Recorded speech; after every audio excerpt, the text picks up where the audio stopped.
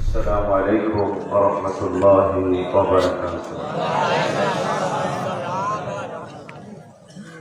نحمده ونستعينه ونستغفره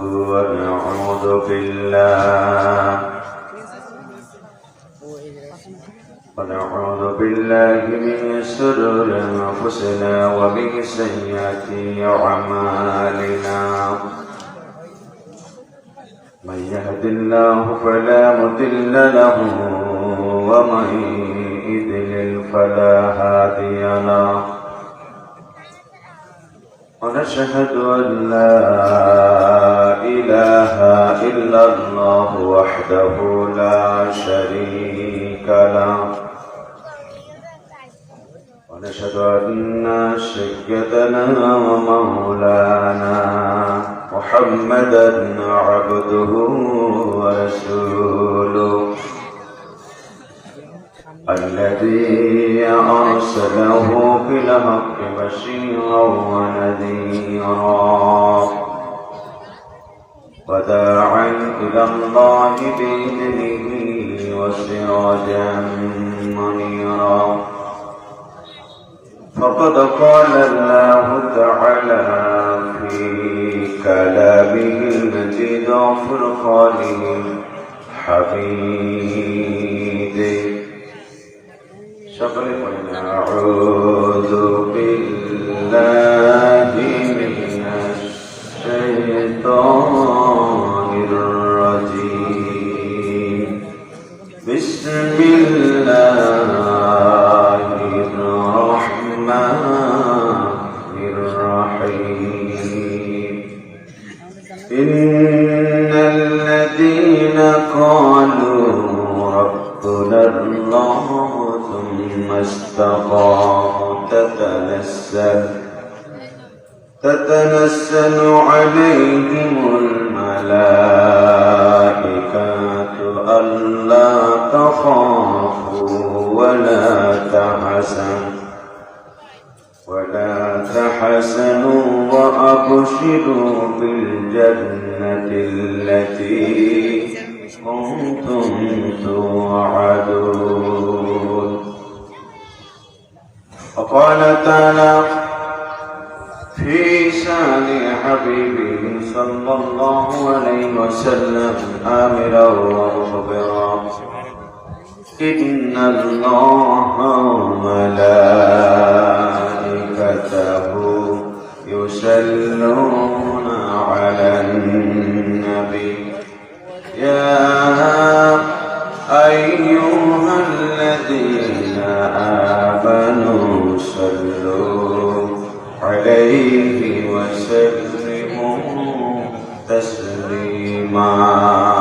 اللهم صل على سيدنا مولانا محمد وعلى آل سيدنا مولانا.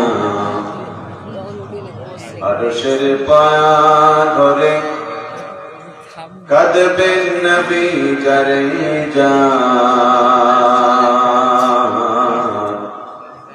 আরশের পায়া ধরে কাঁদবেন নবী যারে জান। মাফ করে দাও মাওলা উম্মত আমার গুনাহগার। আল্লাহুম্মা জোরে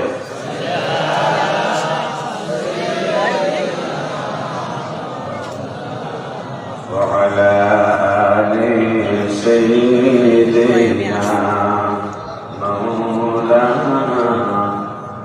بلغ العلا بكماله كشف الدجى بجماله حسنت جميع خصاله. صلوا عليه لا إله إلا الله لا إله محبت সাথে বলেন لا إله সুবহানাল্লাহ আলহামদুলিল্লাহ লা ইলাহা। মা বোনদের প্যান্ডেলে একটু জায়গা সংকলন হচ্ছে, আপনার সামনে কিছু জায়গা আছে, একটু দয়া করে সামনের দিকে এগিয়ে বসবেন যাতে করে পিছনে আসা মা বোনদের বসার ব্যবস্থা হয়ে যায়। মহব্বতে বলেন লা ইলাহা ইল্লাল্লাহ সুবহানাল্লাহ আলহামদুলিল্লাহ। এই নীল আকাশ আর সবুজ পৃথিবী সবই তোমার দান, জীবন দিয়ে রাখব মোরা এই কোরআনের মানে। নীল আকাশ আর সবুজ পৃথিবী সবই তোমার দান।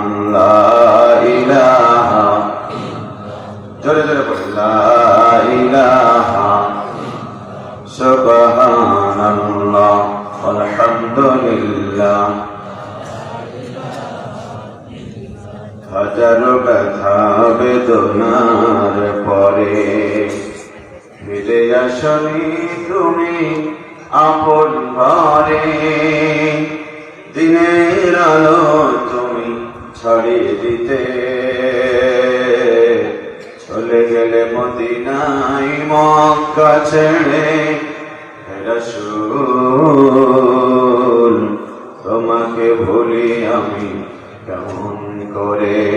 লা ইলাহা, মহব্বতে পড়ে লা ইলাহা ইল্লাল্লাহ সুবহানাল্লাহ আলহামদুলিল্লাহ।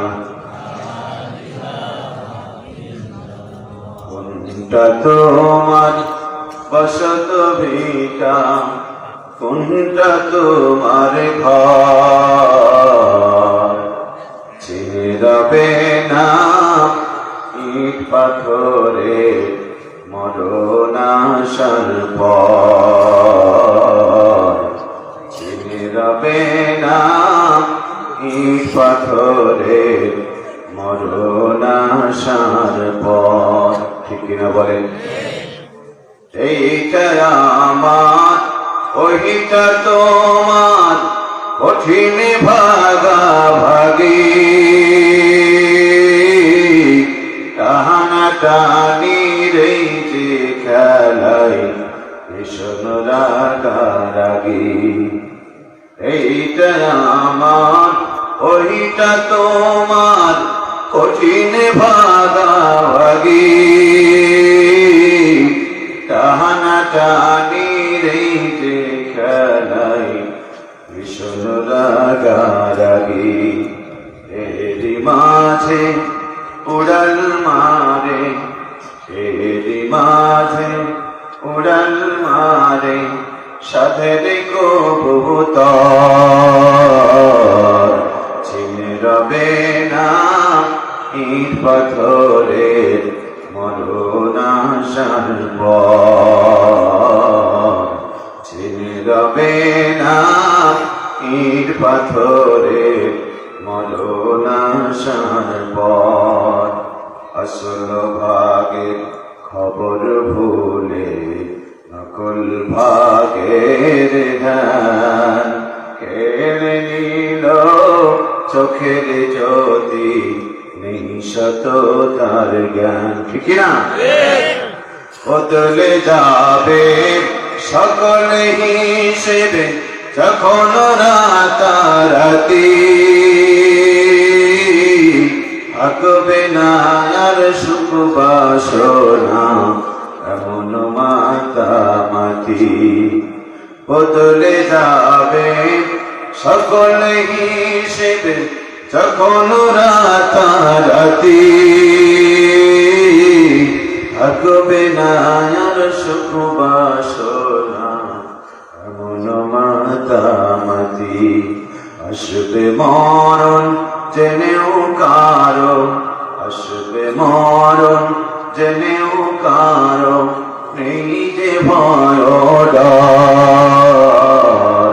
চিনে রবে না ইট পাথরে মরণ আসার পর চিনে রবে না ইট পাথরে মরণ আসার পর। কোনটা তোমার বসত ভিটা, কোনটা তোমার ঘর, চিনে রবে না ইট পাথরে মরণ আসার পর। চিনে রবে না ইট পাথরে মরণ আসার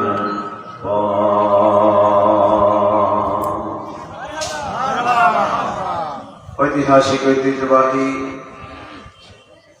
যশোরের শার্শা উপজেলাধীন গোগাইনান দারুস সালাম হাফিজি মাদ্রাসা ও কামি মাদ্রাসা অধ্যকার তাফসীরুল কোরআন মাহফিলের সম্মানিত সুযোগ্য সভাপতি, বিশিষ্ট ইসলামী চিন্তাবিদ নায়েব রাসূল অত্র মাদ্রাসার সম্মানিত সভাপতি আলহাজ হযরত মাওলানা গোলাম মুস্তাফা সাহেব, দীর্ঘ সময় ধরে তিনি অসুস্থ আছেন। আল্লাহ রাব্বুল আলামিন তার প্রিয় গোলামকে শেফায়ে আজেলা সেহতে কুলিয়া নসিব করুন, পড়ে আল্লাহুম্মা আমিন। প্রধান অতিথি বরেণ্য রাজনীতিবিদ, সমাজসেবক, ৬ নম্বর ইউনিয়ন পরিষদের সম্মানিত চেয়ারম্যান জনাব জননেতা তবিবুর রহমান। কথা শুনে ধন্য করেছেন প্রখ্যাত ইসলামী চিন্তাবিদ নায়েব রাসূল আমার একান্ত প্রিয় ভাই জনাব হযরত মাওলানা খাদিমুল ইসলাম। আল্লাহ রাব্বুল আলামিন প্রিয় ভাইয়ের কণ্ঠ, মেধা, যোগ্যতা গোটা দেশ, গোটা দুনিয়াবাসীর জন্য কবুল করুন, করে আল্লাহুম্মা আমিন।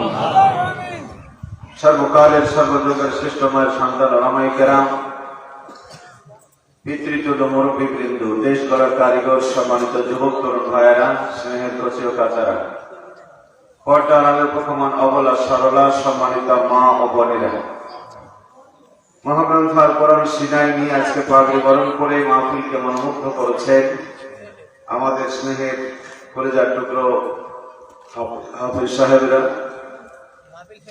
আইন শৃঙ্খলা নিয়োজিত সরকারের কর্মকর্তা কর্মচারীবৃন্দ, গোয়েন্দা বিভাগের সম্মানিত সদস্যবৃন্দ, রাজনৈতিক নেতৃবৃন্দ, সুপ্রিয় এলাকাবাসী, সম্মানিত আয়োজকবৃন্দ, শুকরিয়া আদায় করছি মহান আল্লাহ পাকের পবিত্র দরবারে যে মালিক সুবহানাহু ওয়া তাআলা করোনা ভাইরাসের হাত থেকে মুক্তি দিয়ে হাজার বিপদ মুসিবত থেকে হেফাজত করে, হাজার প্রতিকূলতাকে ডুবায় মারিয়ে মহাবিশ্বের মহাবিশ্বয় মহাগ্রন্থ আল কোরআনের ডাকে রাসূল ঘোষিত আজকের এই জান্নাতি পরিবেশে আসার বসা, কিছু কথা বলার এবং শোনার সুযোগ করে দিয়েছেন।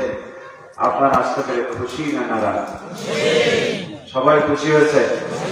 যারা খুশি হয়েছেন একটু আল্লাহকে হাত দেখায়। লিল্লাহি তাকবীর, লিল্লাহি তাকবীর, লিল্লাহি তাকবীর। আমাদের মতো গোলাম আল্লাহ তাআলার মতো মালিকের দরবারে হাজিরা দেওয়ার সুযোগ পাওয়া, এটি নিঃসন্দেহে আমাদের জন্য এটি সবচেয়ে বড় পাওয়া, ঠিক কিনা বলেন?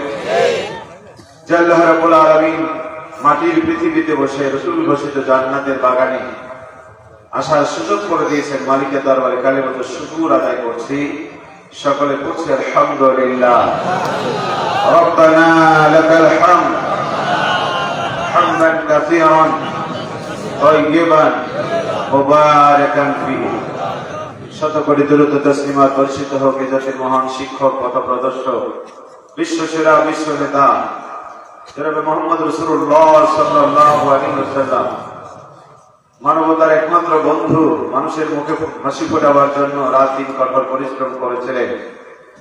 এটি সুখী সমৃদ্ধ আধুনিক পৃথিবী দেখার স্বপ্ন নিয়ে, সন্ত্রাস মুক্ত একটি পৃথিবী গড়ার প্রত্যয় নিয়ে কাজ শুরু করলেন। ফুলের মালা পেলেন না, নরম বিছানা পেলেন না, সার্কিট হাউসে তার থাকার ব্যবস্থা হলো না, গিয়েছেন যাদের কাছে, পাথর মেরে বিদায় করে দিয়েছে সেই লোককে, ঠিক কিনা বলেন? আল্লাহর কবলে যদি শুধু ইট পাথর খেয়ে খেয়ে তার জীবনটা কত বিক্ষত হয়েছিল, থেমে থাকেননি বিশ্ব নবী। স্বপ্ন দেখেছিলেন এই মানুষের মুখে হাসি ফোটা যায় কি করে, এটি সন্ত্রাস মুক্ত আধুনিক পৃথিবী করা যায় কি করে। দুর্নীতি মুক্ত, মদ গাঁজার হিরোইন ফেন্সিডিল মুক্ত একটি পৃথিবী গড়া যায় কি করে? সেজন্য জেল, জুলুম, হুলিয়া, হামলা, মামলা, এমনকি মায়ের দেশ, বাবার দেশ ছেড়ে চলে গিয়েছেন, তথাপিও বাতিলের সাথে আপোষ করেনি, আন্দোলন থেকে 1 মিনিট বসেও থাকেনি। ঠিক কিনা বলে? হাজার ত্যাগের বিনিময়ে একটি স্বাধীন, একটি সার্বভৌম, একটি কোরআন ভিত্তিক সমাজ কায়েম করেছিলেন, যেখানে ছিল না চুরি ডাকাতি। বলেন আলহামদুলিল্লাহ। থেমে গেল রক্তপাত, জেনা, বিচার, চলে গেল অন্যায় সত্য, হানাহানি, মারামারি, কাটাকাটি বন্ধ হলো, নারী পেল মাতৃত্বের পদমর্যাদা, শ্রমিক পেল শ্রমের ন্যায্য অধিকার, শোষিত বঞ্চিত মানুষের মুখে ফুটল হাসি, যা দেখে তিনি সুবিধা আদায় করলেন। পৃথিবীর অসংখ্য বর্বর জাতিকে সভ্য জাতিতে পরিণত করে আঙ্গুল উঁচিয়ে বলেছিলেন, খৈরুল করুণী কারণী, আমার যুগ পৃথিবীতে সারা যুগ। পড়েন আলহামদুলিল্লাহ। এই পৃথিবীতে কিছু জান্নাতি মানুষকে তিনি রেখে গেলেন, আরশের মালিক যাদেরকে জান্নাতের সার্টিফিকেট দিয়েছিলেন, যে রাসূলের নেতৃত্বে এই পৃথিবী থেকে সমস্ত অন্যায় দূরীভূত হয়ে একটি কোরআন ভিত্তিক সমাজ প্রতিষ্ঠিত হয়েছিল। সে রাসূলের প্রতি দরুদ পড়ছি সাল্লাল্লাহু আলাইহি ওয়াসাল্লাম। শান্তি সবাই চায়, চাই না? আপনারা শান্তি চান না? শান্তি আমরা সবাই চাই, কিন্তু পথ ভুলে বিপথে চলে শান্তি আমরা আনতে পারছি না। ঠিক কিনা বলেন? কারো যদি চোখের জ্যোতি না থাকে, কারো যদি চোখ বন্ধ হয়ে যায়, প্রিয় ভাইয়েরা, চক্ষু বন্ধ করে থাকা মানুষের চোখের উপরে যদি 1000 পরের চশমা লাগানো হয়, এই সুন্দর পৃথিবী দেখতে পারবে? সামনে দুটো 5টা আঙ্গুল তুলে ধরে দেখতে পারবে? চোখ বন্ধ হয়ে যাওয়া মানুষ অথবা একজন অন্ধের চোখে কোটি পাওয়ারের চশমা দিয়ে যেমন সুন্দর পৃথিবীটাকে দেখানো যায় না, আল্লাহর কোরআনকে বাদ দিয়ে এই পৃথিবীকে সুন্দর করার স্বপ্ন যারা দেখে, তারা বোকার স্বর্গে বসবাস করে। আজকে কোরআনকে পিছনে ফেলে আমরা পৃথিবীর মানুষ মঞ্চকে সুন্দর করতে চাচ্ছি। বিশ্বাস করেন, কোরআনকে বাদ দিয়ে, কোরআনকে পিছনে ফেলে এই পৃথিবী সুন্দর তো দূরের কথা, ছোট্ট বাংলাদেশ সুন্দর হবে না, ছোট্ট শহর এই শহর সুন্দর হবে না, সংসার সুন্দর হবে না, আপনার গোগাবিনান সুন্দর হবে না, আপনার পায়ের নিচে থাকা কয়েক ইঞ্চি মাটি পর্যন্ত আপনি সন্ত্রাসের হাত থেকে বাঁচাতে পারেন না। তাহলে ঠিক কিনা ভাইরা? লাগবে আল্লাহর কোরআন। ঠিক কিনা বলেন? সে কোরআন কি আমাদের সাথে আছে? না, আমরা কোরআনকে ছেড়ে দিয়ে সবকিছু করছি। আজকে আমার ব্যক্তির ফয়সালা কোরআন থেকে নাই, আমার পরিবারের ফয়সালা কোরআন থেকে নাই, আজকে আমার সমাজের ফয়সালা কোরআন থেকে নাই, আজকে আমার রাজনীতির ফয়সালা কোরআন থেকে আমরা নেইনি। ঠিক কিনা বলেন? কোরআনকে পিছনে ফেলেই আমরা সবকিছু এগিয়ে চলেছি। প্রিয় ভাইরা, এখন রাত না দিন, রাত মানে অন্ধকার। রাত মানে কি? অন্ধকার মানে বিপদ। ছোটদের জন্য বিপদ, বড়দের জন্য বিপদ, নারীর জন্য বিপদ, পুরুষের জন্য বিপদ, ধনীদের জন্য বিপদ, গরিবের জন্য বিপদ, চেয়ারম্যান সাহেবের জন্য জনপ্রিয় চেয়ারম্যান যে বিজয়ের প্রতীককে পিছনে রেখে টাঙ্গাইলের সব থেকে প্রিয় খাবার কি? আনারস। এক এক জমিনে আল্লাহ একটা খাবার দিয়েছে। বলেন আলহামদুলিল্লাহ। মধুপুরের আনারস, সেই আনারসের বিজয় ছিনিয়ে এনেছেন এত বড় জনপ্রিয় লিডার। এই রাতের বেলায় একা একা চলা তার জন্য বিপদ আছে না নাই? ধরুন আছে না নাই?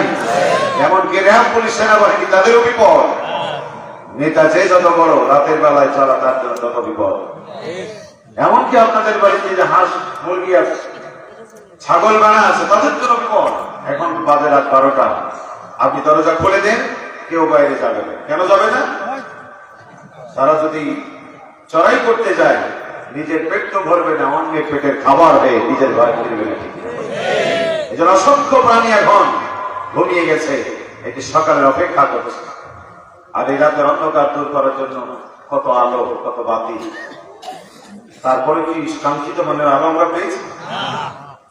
একটি রাতের অন্ধকার দূর করার জন্য মানুষের কত সব আয়োজন, হাজার হাজার lakh lakh crore crore billion trillion dollar খরচ করে একটি রাতের অন্ধকার দূর করা যাচ্ছে না। আগামীকাল একটি সূর্য উদয় হবে, সূর্য ওঠার সাথে সাথে গোটা পৃথিবী আলোয় আলোকিত হয়ে যাবে।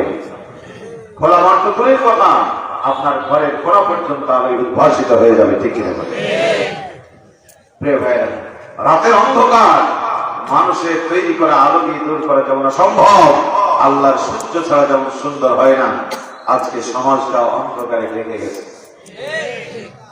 আস্তে করে বলে ঠিক, সমাজটা অন্ধকারে ঢেকে গেছে বলে খাদ্য ভেজাল প্রয়োজনে কম দেয়, সমাজটা অন্ধকারে ঢেকে গেছে বলে আজকে নারী ধর্ষিত হয়, সমাজটা অন্ধকারে ঢেকে বলেছে আজকে গুণ হয়, সমাজটা অন্ধকারে ঢেকে গেছে বলে আজকে আমাদের লাইসেন্স দেওয়া হয়, সমাজটা অন্ধকারে ঢেকে গেছে বলে পরিমলের মতো মেয়েরা মদকা দেখে ফেলছিটিয়ে ধরা খেয়েও তাদের হাতে হাত করা ওঠে না, অথচ দেশের আলে বলে আমাদের হাতে হাত করা দিয়ে ডান্ডাবাড়িকে পিটায় মেরুদণ্ড হয়ে দেওয়া হয়। ঠিক কিনা? আজকে বিশ্ববিদ্যালয়ের মতো মাটি ধর্ষণের শান্তিপূর্ণ হয়ে বাংলার বিশ্ববিদ্যালয়ের মাটি অপবিত্র হয়ে যায়। কোনো বলে ঠিক কিনা?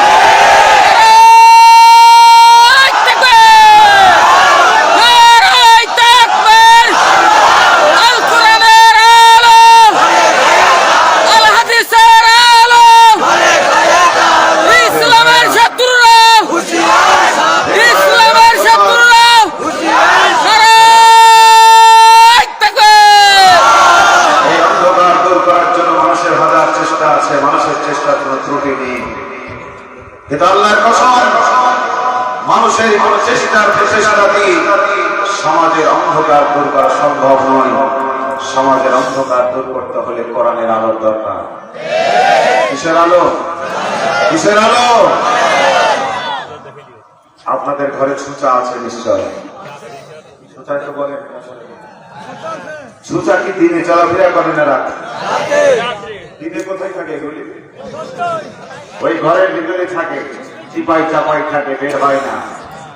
রাত যখন লাগে ছুঁচার বিচরণ দেখে মনে হয় ছুঁচা বলতে থাকে, মালিক তোমরা এখন ঘর থেকে বের হও, কারণ এখন আমার রাজত্ব। ঠিক কিনা বলে? ঘরের ছুঁচা যেমন দিনে বের হয় না, রাতের অন্ধকারে বের হয়। সমাজ এক শ্রেণীর মানুষ আছে দুনিয়ার সবকিছু মেনে নিতে পারে, যাত্রা, সিনেমা, নাটক, নাটক, হাজার অশ্লীলতা বেহায়া করা মেনে নিতে পারে, কিন্তু আল্লাহর কোরআনের আলো তারা সইতে পারে না। কেমন? ঠিক কিনা? আল্লাহ রাব্বুল আলামিন বলেন, আলিফ লাম রা কিতাবুন আরসালনাহু ইলাইকা লিতুখরিজান নাসা মিনাল যুলুমাতি ইলান নূর। আল্লাহ রাব্বুল আলামিন বলেন, আমি আমার বান্দার প্রতি কিতাব নাযিল করেছি এই জন্য অন্ধকারে পড়ে থাকা মানুষগুলিকে আলোর রাস্তা দেখানোর জন্য, জাহান্নামে পড়ে থাকা মানুষগুলিকে জান্নাতের রাস্তা দেখার জন্য, অসভ্য জাতিকে সভ্যতার পথ খুলে দেওয়ার জন্য। বলেন ঠিক কিনা? আর ঠিক কিনা? আমার ভাইয়েরা, বাবাজিরা, ও সোনামণি যুবকেরা, তরুণেরা, কোরআনের আলো জ্বলবে না যতদিন এই পৃথিবীর মানুষ শান্তি সুখ পাবে না ততদিন। কোরআন এসেছে আপনাকে শান্তির ঠিকানা দেওয়ার জন্য, কোরআন এসেছে আপনার অন্ধ চক্ষুকে খুলে দেওয়ার জন্য, কোরআন এসেছে আপনার সফলতার দরজা খুলে দেওয়ার জন্য। পড়েন আলহামদুলিল্লাহ। সন্ত্রাসের ভয় অন্য গোটা পৃথিবী যখন, আল্লাহ রাব্বুল আলামিন বলেন, ফামান তাবিয়া হুদায়া ফালা খাউফুন আলাইহিম ওয়ালা হুম ইয়াহজানুন। আল্লাহ পাক বলেন, এই কোরআন পড়ো, কোরআন ধরো, কোরআনটা নিজের জীবন দিয়ে চালাও, তাহলে তোমাদের চিন্তা ভয় দূর করে দিবেন কে? আর বলেন কে? সেই কোরআন আমরা মানি? এই যে আমার হাতে দেখছেন কোরআন, আমি যদি কোরআনটা পিছন দিকে ধরি, আমি যদি শুধুমাত্র কোরআনটাকে পিছন দিকে ধরি, আপনারা কি খুশি হবেন? কাগজের কোরআনটা আমি পিছনে নিয়েছি, তাতে বলতে আপনারা নারাজ। কোরআনটাকে পিছনে রাখলে আপনারা নারাজ, আলেম ওলামা নারাজ, সাধারণ মানুষ নারাজ। চেয়ারম্যান সাহেব, কাগজের কোরআনটা আমি পিছনে নিয়েছি, আপনারা নারাজ হয়ে গেলেন। অথচ আমার জীবনের সব সিদ্ধান্ত আমি ব্যক্তিগতভাবে নিয়েছি।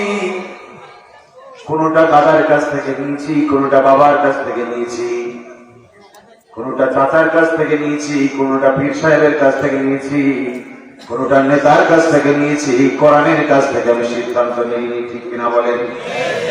প্রিয় ভাইরা আমার, ও সোনামণি যুবকরা, তরুণেরা, আল্লাহর কোরআনকে পিছনে ফেলে এই গোটা জাতি আজকে পরিচালিত হয়। আল্লাহর কোরআন বলে, মান আরাদা আন যিকরি ফাইন্না লাহু মাঈশাতান দানকা ওয়া নাহশুরুহু ইয়াওমাল কিয়ামাতি আমা। যে বাজারা কোরআন থেকে মুখ ফিরিয়ে নেবে, কোরআন থেকে মুখ ফেরার মানে কি? আমি বললাম যে এই দিকে তাকান, আপনি তাকালেন না, ঘুরিয়ে নিলেন, এটা কি? কোরআন থেকে মুখ ফেরার মানে হলো কোরআন যা বলে আপনি মানলেন না। কোরআন বলে হাল্লাল্লাহুল বায়া ওয়া হারামার রিবা, আল্লাহ তোমাদের জন্য ব্যবসা হালাল করেছে, সুদকে হারাম করেছে। আজকে ব্যবসা বন্ধ পরিবেশ না, এই সুদ ভিত্তিক অর্থনীতি আমাদের সমাজে কায়েম আছে না নাই? কোরআন বলল ব্যবসার কথা, জাতি বলল সুদ। কোরআন বলল মিথ্যা বলো না, মিথ্যা সাক্ষ্য দিও না। এই সমাজের মানুষ সামান্য স্বার্থের কারণে মিথ্যা সাক্ষ্য দিয়ে গোটা সমাজটাতে আগুন লাগিয়ে দিয়েছে। কথা বলেন ঠিক কিনা?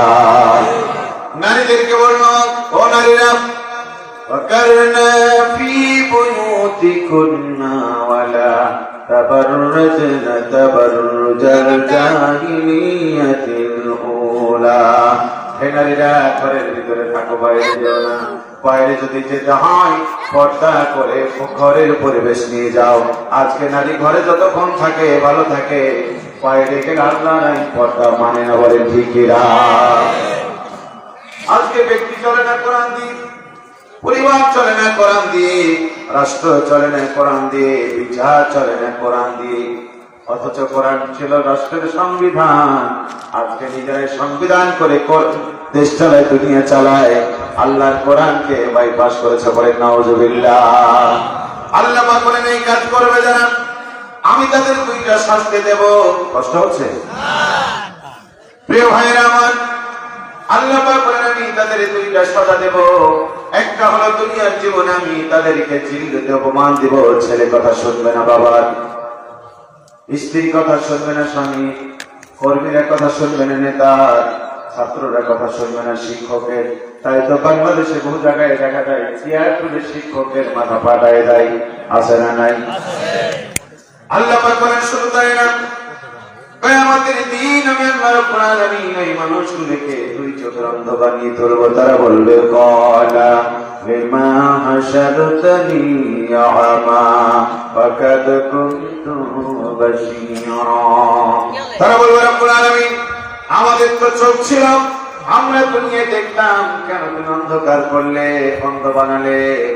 আল্লাহ পাক বলেন, কিলাল ইয়াউমা নানসাকুম কামা নাসিতুম লিকা ইয়াউমিকুম হাদা। বান্দারে, আমার কাছে আসতে হবে, পড়তে হবে, হিসাব দিতে হবে।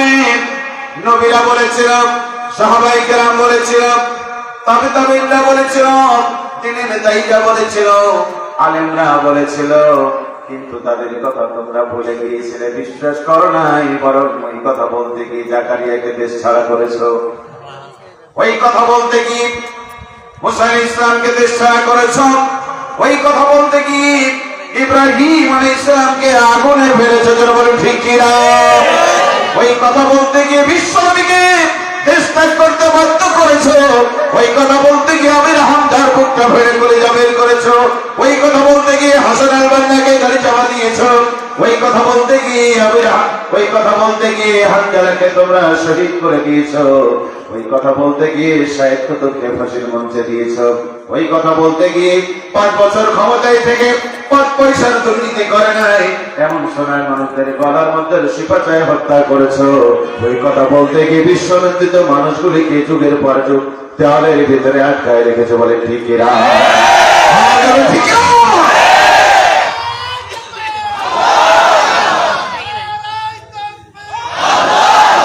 আল্লাহ পাক বলেন, তুমি যেমন আমাকে ভুলে গিয়েছিলে, আমার কাছে আসতে হবে ভুলে গিয়েছিলে, ক্ষমতা দাপটে নিজে স্বৈরাচার হয়ে গিয়েছিলে, অথচ আমার কোরআন আমি বলেছিলাম, তোকে সাবধান করেছিলাম, فَقُلْنَا اذْهَبَا إِلَى الْقَوْمِ الَّذِينَ كَذَّبُوا بِآيَاتِنَا فَدَمَّرْنَاهُمْ تَدْمِيرًا।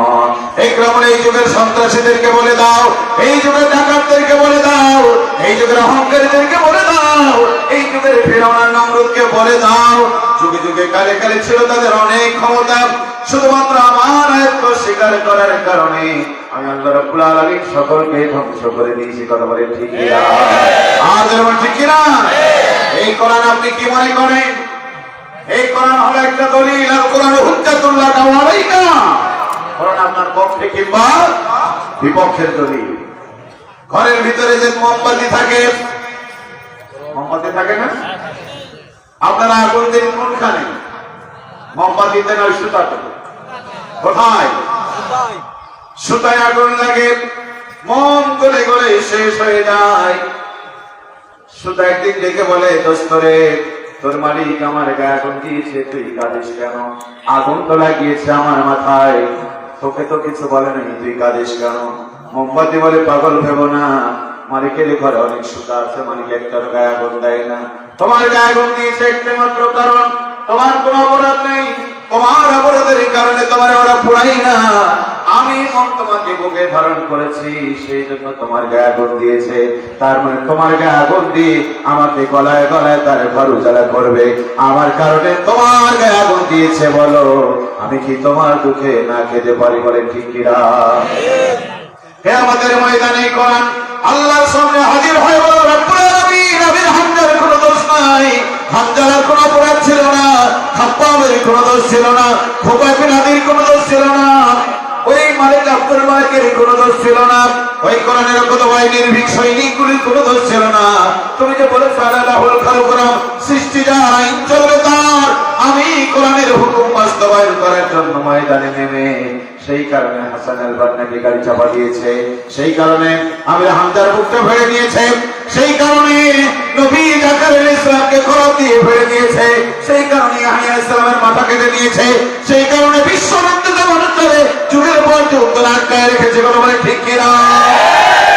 আল্লাহকে বলতে এসেছি, তোমার এই বান্দাকে যতক্ষণ তুমি জান্নাতে না দিবা, আমি কোরআন কিন্তু তোমার সামন দিক থেকে যাবো না। জোরে জোরে পড়েন মারহাবা। আজকে যারা কোরআনকে মানতে অস্বীকার করেছেন, কোরআনকে আজকে যারা ভুলে গেছেন, কিয়ামতের ময়দানে কোরআন আল্লাহর বিরুদ্ধে দাঁড়িয়ে বলল, রব্বুল আলামিন, এই লোকটি আমাকে ক্ষমতার দাপটে আমাকে চাপায় রেখেছে, ক্ষমতার দাপটে আমাকে সম্মান দেয় নাই, আমাকে চুমা দিয়েছে, মুখে লাগিয়েছে, কিন্তু আমি যে কোরআন তাদেরকে সুদভিত্তিক অর্থনীতি থেকে বেরিয়ে আসতে বলেছিলাম, তা করে নাই। আমি যে একটা দুর্নীতিমুক্ত সমাজ করতে বলেছিলাম, তা করে নাই। বরং আমার ভাই যারা কথা বলেছিল তাদের গালে থাপ্পড় দিয়েছে, কারণে দণ্ড ভেঙে দিয়েছে। এই লোকটাকে যতক্ষণ তুমি জাহান্নামে না দিবা, আমি কিন্তু তোমার সামন দিক থেকে যাব না। হুঁশিয়ার, সাবধান! এই কোরআন আপনার ভাই জান্নাতে নিয়ে যাবে, নইলে জাহান্নামে। ঠিক কিনা বলেন? বন্ধুরে আমার, অসম্মানিত যুবকেরা, তরুণেরা, আজকে এখানে যারা ছুটে এসেছেন, আপনাদেরকে দেখে আমার মনটা ভরে গিয়েছে। এই কারণে সে যাতে কোরআনের জন্য এমনি করে দানা বাঁধতে পারে, ঘর বাঁধতে পারে, সে যাতে কোরআনের জন্য রাত জেগে জেগে কোরআনকে সম্মান দিতে পারে। আর যাই হোক, হামলা মামলা করে তাদেরকে কোরআন থেকে আলাদা করা যায় না। বলে ঠিক কিনা? ইব্রাহিম আলাইহিস সালাম 40 দিন আগুন থেকে বেরিয়ে আসলেন। আজকের ভাষায় বলতে হয়, সংবাদ সম্মেলন করলেন, জাতির সামনে বললেন, জাতির লোকেরা, আমার জীবনে যত সুখ, যত আনন্দ, আমার জীবনে যত ভালো দিন কেটে গেছে, নমরুদের আগুনে ছিলাম যতদিন, আমি ইব্রাহিম আনন্দে ছিলাম ততদিন। আল্লাহু আকবার! আগুনে পুড়ে যারা শান্তি পায়, আগুনে পুড়ে যারা আনন্দ পায়, আর যাই হোক তাদেরকে আগুন দিয়ে, হামলা মামলা দিয়ে কোরআনের আন্দোলন থেকে দূরে রাখা যাবে না। বলে ঠিক কিনা? পিপিলিকা আছে না এলাকায়? পিপিলিকার খাবার হচ্ছে মিষ্টি জাতের খাবার। কি জাতের খাবার? চিনি আছে যেখানে পিপিলিকা আছে। পিপিলিকা পিপিলিকা মারার জন্য লোকের কত আয়োজন। সাধারণ বিষ দিয়েছে, পিপিলিকা মরল না। এরপরে বাজারে এনেছে ফিনিশ। ফিনিশ মানে কি? দিলেই শেষ। চিনি রেখে চতুর্দিকে ফিনিশ সেটা দিয়েছে। পরে দেখবেন কিছু পিপিলিকা আসে, মারা যায়, আবার কিছু পিপিলিকা মৃত। পিপিলিকার গা বেয়ে চিনির কাছে যায়। তার মানে চিনি আছে যেখানে, পিপিলিকার কথা হলো বেঁচে আছে যতদিন চিনির কাছে থাকবো দিন, মরে যায় যাব কিন্তু চিনি থেকে আলাদা হবো না। ঠিক কিনা বলেন? এইবার মালিক খুব সচেতন জানান, চিনির গায়ে রেখে দিয়েছে লবণ। চিনি যে প্যাকেটে আছে, চিনির বস্তা কি লিখেছে? এবার বোধহয় আর আসবে না। কেন লবণ লেখা আছে? আপনি লবণ লিখে আমাকে ধোকা দিতে পারেন, চিনির গায়ে লবণ লিখে সভাপতি সাহেবকে ধোকা দিতে পারেন, চেয়ারম্যান সাহেবকে ধোকা দিতে পারেন, কিন্তু পিপিলিকাকে ধোকা দেওয়া যাবে না। এই পৃথিবীতে পিপিলিকার নাকাল এমন করেছে, দুনিয়ার কোথায় চিনি 5 তলায় না 10 তলায়, দুনিয়ার কেউ না জানো, পিপিলিকার জানে। বলে ঠিক কিনা? প্রিয় ভাইয়েরা আমার, চিনির বস্তায় লবণ লিখে পিপিলিকার আগমন যেমন ঠেকানো যায় না, মুসলমানদেরকে জঙ্গি বলে আর কোরআনকে সন্ত্রাসীর কিতাব বলে মুসলমানদেরকে কোরআন থেকে আলাদা করা যাবে না। বলেন ঠিক কিনা? আর বলেন ঠিক কিনা? সেই সাথে কথা মনে রাখবেন, গরুতে কি খায়? গরুতে খায় ঘাস, গরুতে খায় শুকনো খড়। এইটা খেয়ে গরু দেয় দুধ। গরু কি দেয়? সাপে কি খায়? সাপের প্রিয় খাবার হচ্ছে দুধ। সাপের প্রিয় খাবার দুধ। দুনিয়ার সর্বশ্রেষ্ঠ খাবার খেলো সাপ, সে কি দেয়? কি দেয়? এটা কি খাবারের দোষ না জাতের দোষ? গরু শুকনো খড় খেয়ে দেয় দুধ, আর দুধ খেয়ে সাপ দেয় বিষ। সেটা খাবারের দোষ না, এটা জাতের দোষ। বন্ধুরে আমার, আল্লাহর ভয়ে যাদের করে যায়নি, মরণের চিন্তা তাদের না, স্কুল পড়েন আর কলেজে পড়ান, সুশীল সমাজের সাইনবোর্ড যতই লাগান, ভদ্রতার সাইনবোর্ড যতই লাগান, ও তারা শুধু বীজ ছড়ায়, জাতির কল্যাণ তাদেরকে দিয়ে হয় না। বলে ঠিক কিনা? কোরআনের শিক্ষা আল্লাহর ভয় যাদের আছে, তাদের দ্বারাই জাতির কল্যাণ হয়। আজকে গোটা জাতি সাপের মতো ভালো খায়, কিন্তু বিষ ছড়িয়ে জাতিকে অশান্তির দাবাননে নিয়ে যাচ্ছে। বলে ঠিক কিনা? আর ঠিক কিনা? আপনারা যারা আছেন সামনে পিছনে ডানে বামে যারা আছেন, সবাই মৃত্যুর আসামি। কবে মরবেন, কোন জায়গায় মরবেন, কোথায় মরবেন, সব রেডি হয়ে আছে। ঠিক কিনা বলেন? বন্ধুরে আমার, আমি ইকরামুল হক যদি এখন মারা যাই, আমি ইকরামুল যদি এখন মারা যাই, আমার লাশটা চাঁপাইনবাবগঞ্জ পর্যন্ত নিয়ে যাবে, আমার নিজ গ্রাম পর্যন্ত নিয়ে যাবে, বাড়ি পর্যন্ত নিয়ে যাবে। কিন্তু আমি যে বিছানায় কতদিন ঘুমিয়েছিলাম, আমাকে সেই বিছানায় কিন্তু নেওয়া হবে না। ঠিক কিনা বলে? যেই ঘরে আমি শুয়েছিলাম ওই ঘরে আমাকে না হবে না, যে বিছানায় আমি বিছিয়ে শুয়েছিলাম সেই বিছানায় না হবে না, বড় জোর বাড়ির বারান্দা পর্যন্ত না হবে। নতুন কোন কাপড় তো আমার গায়ে যাওয়া হবেই না, বরং গায়ের কাপড়গুলি একটা একটা করে খুলে নেবে। ঠিক কিনা বলে? বড় পাতা গরম জল করে আমাকে গোসলের জন্য বন্দোবস্ত হয়ে যাবে।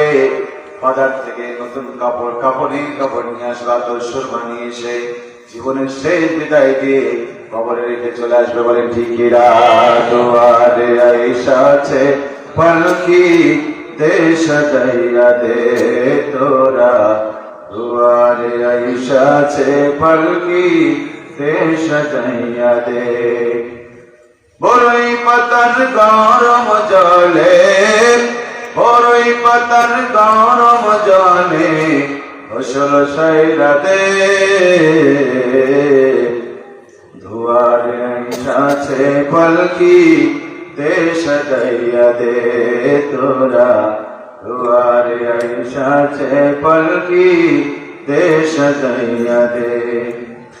আতর গোলাপ সুরমা মাখাও শেষবারের মতো, আমার লাইগা কিনায় আনো ওই সাদা কাফন, কি আর হইব দেরি কইরা, কি আর হইব দেরি কইরা, কাফন কাফন সাইরা দে, দুয়ারে আইসাছে পালকি দে সাজাইয়া দে তোরা, দুয়ারে আইসাছে পালকি দে সাজাইয়া দে। ঠিক কিনা বলে?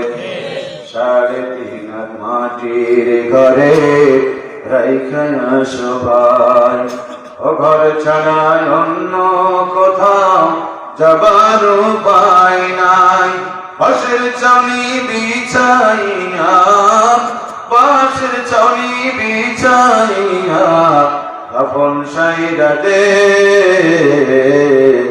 দুয়ারে আইসাছে পালকি দে সাজাইয়া দে তোরা, দুয়ারে আইসাছে পালকি দে সাজাইয়া দে। বল ঠিক কিরা? মরা লাগবে? মরবে? আমার ভাইয়েরা, হযরত আলী রাদিয়াল্লাহু তাআলা আনহু চলতি পথে গাছের নিচে একটা ছাগল শুয়ে থাকতে দেখলেন, আর ছাগলের কাছে গিয়ে বললেন, ছাগল রে, তুমি কত সুখে আছো, তুমি কত আনন্দে আছো রে ছাগল, এই দুনিয়ায় বসবাস করো তুমি, আল্লাহর চন্দ্রের আলো, সূর্যের আলো, বাতাসের অক্সিজেন গ্রহণ করো, পানি খেয়ে বেঁচে আছো, কিন্তু কিয়ামতের ময়দানে তোমার কোনো হিসাব আল্লাহর কাছে দেওয়া লাগবে না। কিন্তু আমি আলী, আমার জীবনে যত নিয়ামত, যত আমি গ্রহণ করেছি, চন্দ্রের আলো, সূর্যের আলো, বাতাসের অক্সিজেন, পানি পান করেছি, হাজার নিয়ামত আমি ভক্ষণ করেছি, প্রতিটি নিয়ামতের হিসাব আমার আল্লাহর কাছে দেওয়া লাগবে। ঠিক কিনা বলেন? আল্লাহ রাব্বুল আলামিন বলেন, কুল্লু নাফসিন যায়কাতুল মাউত, প্রত্যেক আত্মার মরণ আছে। প্রিয় যশোরবাসী, আল্লাহ পাক এই কথা বলে যদি থেমে যেতেন, কোন চিন্তা ছিল না, ছাগল মরে, দুম্বা মরে, ভেড়া মরে, কবুতর মরে, হাজার প্রাণীরা মরে, আমিও মরলাম, কোন চিন্তা নেই। কিন্তু আল্লাহ পাক বলে, সুম্মা ইলাইনা তুরজাউন, বাতারে আবার তোমাকে আমার কাছে ফিরে আসতে হবে। কার কাছে? কার কাছে? যাচ্ছেন কোন দিকে? এমন এক মামলায় পড়েছেন, চেয়ারম্যান বলছে আমি কিছু বলতে পারবো না, এমপি বলে আমি তো কথা বলতে পারবো না, মন্ত্রীও বলছে আমি কথা বলতে পারবো না, প্রধানমন্ত্রীও বলছে আমি কোনো কথা বলতে পারবো না।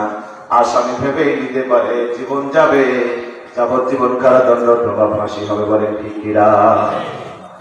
কিয়ামতের দিন এত কঠিন। আদম আলাইহিস সালাম নীরব, মুসা আলাইহিস সালাম নীরব, ঈসা আলাইহিস সালাম নীরব, ইব্রাহিম আলাইহিস সালামের মতো মানুষ নীরব। নবীরা যেখানে কথা বলতে পারবে না, নীরব হয়ে যাবে। কোন পীরে মুরিদ হয়েছেন আপনি? আকাম কুকাম করবেন আর ভাববেন পীর সাহেব জাহাজ নিয়ে আসবে, তাতে করে আপনি চলে যাবেন। ঠিক কিনা বলেন? ঠিক কিনা? নবীরা বলতে এখানে কথা বলতে পারবে না, সেখানে কোন পীরের কেরামতি চলবে না। নবীদের মতো পীর সেদিন নীরব হয়ে যাবে। বলেন ঠিক কিনা?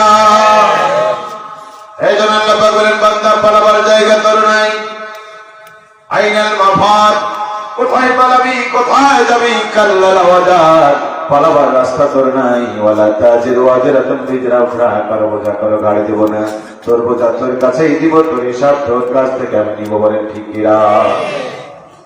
এই জন্য গোলাম হতে হবে কার? আল্লাহর কার?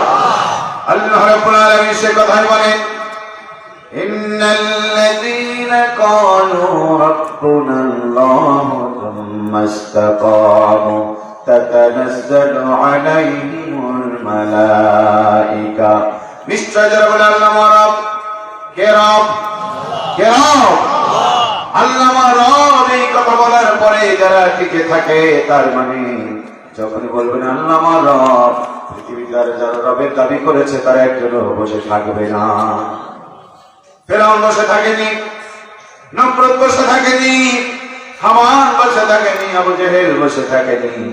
আজকের 2022 সালে ঘোষিত ফেরাউন নেই, ঘোষিত নমরুদ নেই, ঘোষণা কি কেউ বলে না না রব্বুকুম আলা। কিন্তু আমরা দেখতে পাই সমাজের রন্ধ্রে রন্ধ্রে অসংখ্য ফেরাউন আর নমরুদরা বসে আছে। তাদের চাল চলন দেখলেই বোঝা যায় এরা রবের জায়গায় নিজেদেরকে বসিয়েছে, বলে ঠিক কিনা? এখন তোমরা অবশেষে বসে আছো প্রিয় ভাইয়েরা আমার, কিন্তু রবের গোলাম যারা, দুনিয়ার সবচেয়ে জটিল কথা হলো আপনি রবের গোলাম হয়ে যাবেন, গোটা পৃথিবী আপনার বিপক্ষে দাঁড়িয়ে যাবে। 7 দিনে আবু আক্কাস রাদিয়াল্লাহু তাআলা আনহু 7 বছর 8 বছর বয়স তার, ইসলাম কবুল করেছেন, বিশ্ব নবীর কাছে কালেমা পড়েছে। বাড়িতে এসে মাকে বললেন, মারে এমন একটা খবর তোমাকে দেব, মা তুমি আমাকে আদরটা করে পারবে না? বলে না, আমি পারবে না। মা বলো কি খবর দিবি বল, কি এমন সংবাদ তুমি দিতে চাও মানে? ছেলে বলে, মা আমি বিশ্বনবীর হাতে হাতে কালেমা পড়েছি, আমি মুসলমান হয়ে গেছি। বলেন আলহামদুলিল্লাহ। কিন্তু দুর্ভাগ্যজনক, মা ছিল মুশরিকা, মা ছিল ইমানের দিক থেকে সর্বহারা। একজন বেঈমানের কাছে ইমানের কথা সবচাইতে বিষের কথা। প্রিয় ভাইয়ের আমার, মা অগ্নিশর্মা হয়ে গেল, ক্ষিপ্ত হয়ে বলল, সত্যি আমি আমি তেমন কি আশা করিনি, তুমি আমার সন্তান কালেমা পড়ে মুসলমান হয়ে আমার কাছে এসে বলবে, এমন সাহস তোকে কে দিয়েছে? ঘর থেকে বেরিয়ে যা। 7 দিন আক্কাস বললেন, মারে ঘর থেকে বের হতে পারি, তাম পৃথিবী ছাড়তে পারি, কালেমা বুক থেকে ছাড়তে পারবো না। বলেন আলহামদুলিল্লাহ। মা বলল, শোনো, কালেমা যদি ছেড়ে না দাও, এই যে রোদ্রে দাঁড়ালাম, ছায়ায় আসবো না, 1 গ্লাস পানিও পান করবো না, 1 লোকমা খানাও খাবো না, এমত অবস্থায় যদি মারা যায়, লোকেরা বলবে সাদের মা সাদের উপরে রাগ করে মারা গিয়েছে, তোমার বদনাম হবে। অতএব তুমি কালেমা ছেড়ে দিয়ে তুমি আমার কোলে চলে আসো। হযরত সত্যি আবু আক্কাস বেকার হয়ে গেলেন, বিশ্বনবীর কাছে গেলেন, ঘটনাগুলি খুলে বললেন। নবীজিও বেকার হয়ে গেছেন, কি বলবেন তারে? মা ছাড়তে বলবেন না, কালেমা ছাড়তে বলবেন, কোনটাই পারেন না। আল্লাহ পাক ওহী নাযিল করে দিয়ে বলেন, জাহাদাকা তুসদিকে বিমা লাইসা লাকা বিহি ইলম ফালা তুতিউহুমা। আল্লাহ পাক জানিয়ে দিলেন, সে তোমার পিতা হতে পারে, সে তোমার মা হতে পারে, নেতা হতে পারে, যে হোক, যদি তোমাদেরকে শিরকের ব্যাপারে জোর জবরদস্তি করে, তাদের কথা মানা যাবে না।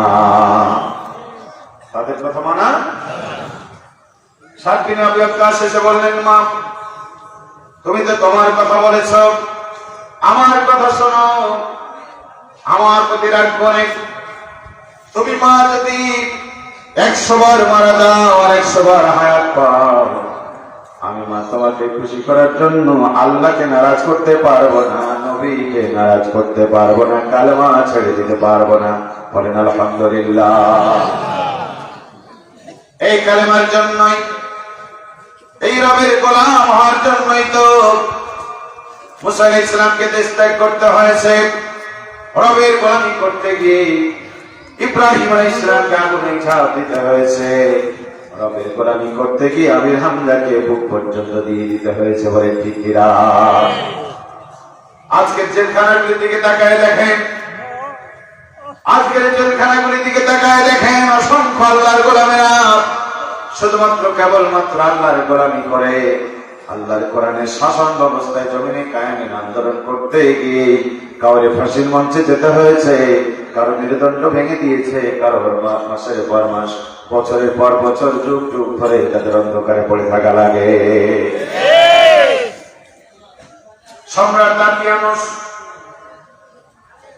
ঈসা আলাইহিস সালামের তিরোধানের পর এক সম্রাট দাকিয়ানুস, সে প্রতাপশালী ক্ষমতাসীন, সে ডাইনা দেবীর পূজা শুরু করলো, আগুনের পূজা শুরু করলো, গোটা জাতিকে বাধ্য করে সেই পূজা করতে বাধ্য করলো।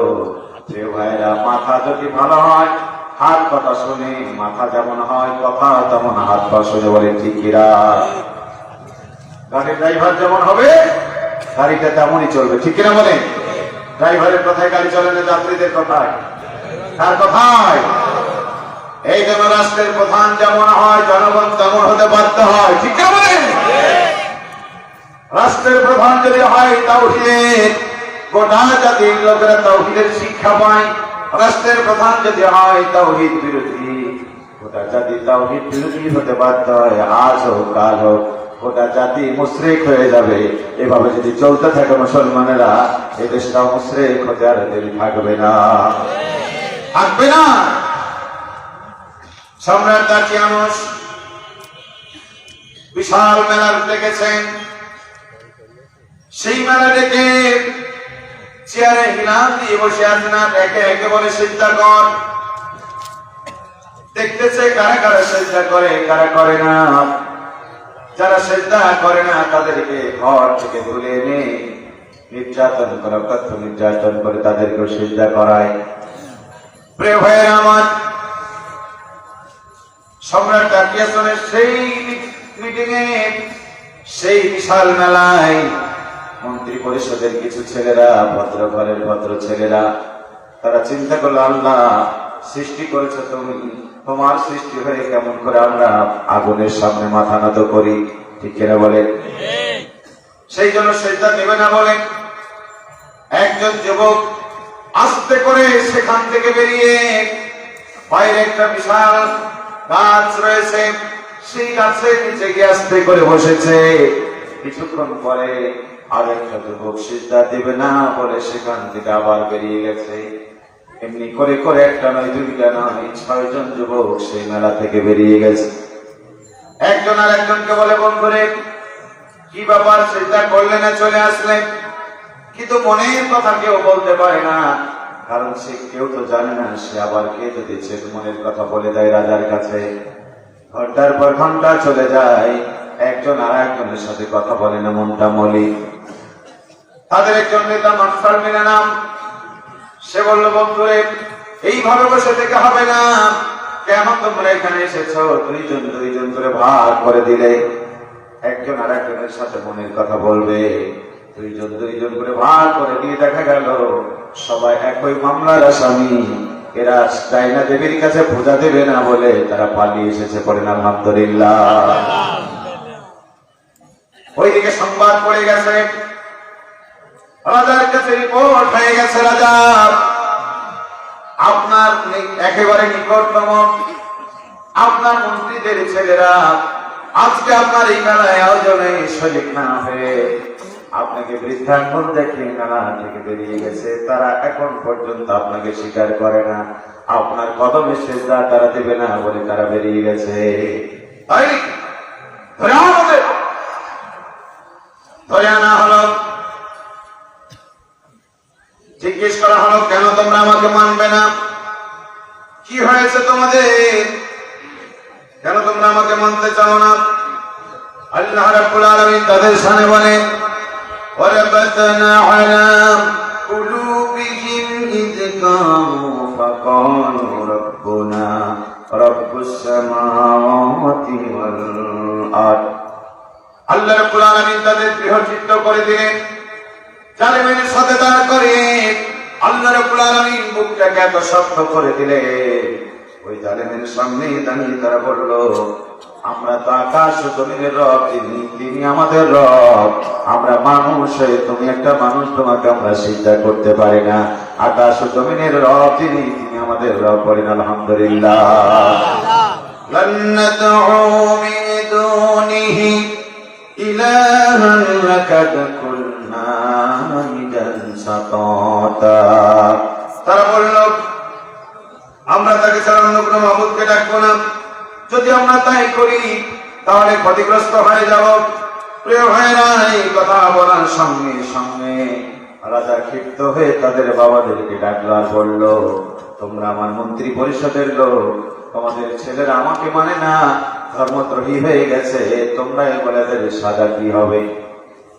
প্রিয় ভাইরা আমার, মন্ত্রীরা বলল, রাজা মশাই আপনি তো বুঝতে পারেন তখন কোন ভাবে ছেলে পেলে ব্যাপার। রাজা বলছে ঠিক আছে, ওরা ছোট মানুষ, আমি আজকে তাদেরকে আগুনে পুড়িয়ে মারতে পারতাম, ফাঁসিতে ঝুলাতে পারতাম, কিন্তু যেহেতু তারা ছোট আমি তাদের কিছু সময় দিলাম, তারা একটু বুঝে সুঝে দেখো। 3 দিন সময় দিয়েছে। কয়দিন? 3 দিন সময় দিয়েছে। রাজা বললেন 3 দিন তোমরা ভেবে দেখো কি করা উচিত তোমাদের জন্য। এই যুবক 6 জন, বলবো না শেষ করবে, কষ্ট হয় বন্ধুরে আমার। এই 6 জন যুবক বাড়ি যাওয়ার সময় বলছিল বন্ধুরে 3 দিন পর আবার হাজির হবে, 3 দিন পর কি জবাব দিবার, অতএব 3 দিনের মধ্যে আমাদের এলাকা ছেড়ে চলে যেতে হবে। আমাদেরকে যদি রাজার দরবারে যেতে হয় বাধ্য করে আমাদেরকে সেই মূর্তি পূজা করাবে, অতএব আমরা এলাকায় থাকবো। আজকে সবাই বাড়ি যাও, কিছু টাকা পয়সা নিয়ে আসো, রাস্তাতে পথে বিপদ হতে পারে। সবাই যার যার বাড়িতে গেল, কিছু নগদ অর্থ তারা পকেটে নিয়ে কথা মতো জায়গা মতো আবার 6 জন যুবক হাজির হয়ে গেল। পরে মারহাবা। কিছু টাকা আল্লাহ রাস্তায় দান করলো, আর কিছু টাকা সাথে নিয়ে তারা এবার পথ চলা শুরু করলো। কিছু দূর যাওয়ার পরে রাস্তায় দেখে একজন লোক দাঁড়ানো। এই 6 জন যুবকের কলিজা শুকিয়ে গেল। তারা মনে করলো কিছু নয়, তারা পড়ে গেছে, এটা তো সরকারের লোক। ভয় যখন দাঁড়িয়ে গেছে, বুকটা থরথর করে। সামনে যিনি দাঁড়ানো তিনি বুঝতে পেরেছেন আমাকে দেখে তারা ভয় পেয়ে গেছে। সেটাকে বলছে ভাইরে আমাকে দেখে ভয় পেও না, আমি তোমাদের দুশ্মন নই, যদি আমি সরকারের লোক। ওই লোকটা ছিল সম্রাট ডাকি অনুসারে বাবুর্চি। সে বলল আমি সম্রাট ডাকি অনুসারে একজন বাবুর্চি, আমার অনেক বেতন অনেক সুযোগ সুবিধা, কিন্তু তোমরা যে আল্লাহকে ভয় করে ঘর ছেড়ে চলে এসেছো, আমি আল্লাহর গোলামি করার জন্য ওই সম্রাটের দাপট সইতে না পেরে আমিও ঘর থেকে চলে এসেছি, আমিও তোমাদের সাথে দেশ থেকে পালিয়ে যেতে চাই। পরে মারহাবা। অপরাধ কি? আল্লাহকে রব ডেকেছে। এই 7 জন যুবক জালেমের হাত থেকে বাঁচানোর জন্য, ইমান বাঁচানোর জন্য মায়ের ঘর, বাবার ঘর, মন্ত্রী পরিষদের ছেলেরা এত সুখ এত আনন্দ ছেড়ে তারা এখন এমন এক পথে পা বাড়িয়েছে, কোথায় খাবে কোথায় পড়বে ঠিক নাই। কিছু দূর যাওয়ার পরে পিছন ফিরে তাকিয়ে দেখে একটা কুকুর পর্যন্ত তাদের পিছন ধাওয়া করেছে। পড়েন সুবহানাল্লাহ। তারা চিন্তা করলো সর্বনাশ, এই কুকুর তো ঘেউ ঘেউ করবে, আমরা তো যাচ্ছি গোপনে, কুকুরের ঘেউ ঘেউ শব্দ পেয়ে লোকেরা চলে আসতে পারে, ঠিক কিনা বলে? অতএব এই কুকুরটাকে সাথে নেওয়া যাবে না, তারাও তারা সেই কুকুরটাকে তাড়াতে চাইবে। বারবার তারাই বারবার এই কুকুর দাঁড়িয়ে যায়। আবার যখন তারা সামনে যায় কুকুরটা আবার পিছনে পিছনে যায়। এরপরে যুবকরা যখন ক্ষিপ্ত হয়ে লাঠি নিয়ে কুকুরটারে মারতে যায়, কুকুরটার সামনে দুটো পা মানুষ যেমন জোর হাত করে মানুষের সামনে দাঁড়ায়, কুকুরটার সামনের 2টা পা এক জায়গায় উঁচু করে দিয়ে তাদের কাছে সারেন্ডার করে মানুষের মতো এখন কথা বলা শুরু করেছে। বলেন সুবহানাল্লাহ। ওই কুকুর বলছে আল্লাহর গোলামেরা, তোমরা যে জালেমের ভয়ে দেশ থেকে চলে যাচ্ছ, আমি ওই জালেমের ভয়ে চলে যাচ্ছি। তার মানে বোঝা যায় সমাজের অধিপতিরা যখন জালেম হয়, স্বৈরাচারী হয়, মানুষ শুধু না পশু পক্ষী পর্যন্ত বিপদে থাকে। বলেন ঠিক কিনা? প্রিয় দেশের মুসলমানরা ভালো করে শুনবেন, ইমানের কত মূল্য, ইমানের কত দাম। ইমান বাঁচানোর জন্য এই যুবকদের ত্যাগের ইতিহাস শুনে যান, সূরা কাহাফ পড়লে পাবেন। প্রিয় ভাইয়েরা আমার, তারা বুঝলো না এই কুকুর আমাদের বন্ধু হতে পারে, শত্রু হবে না।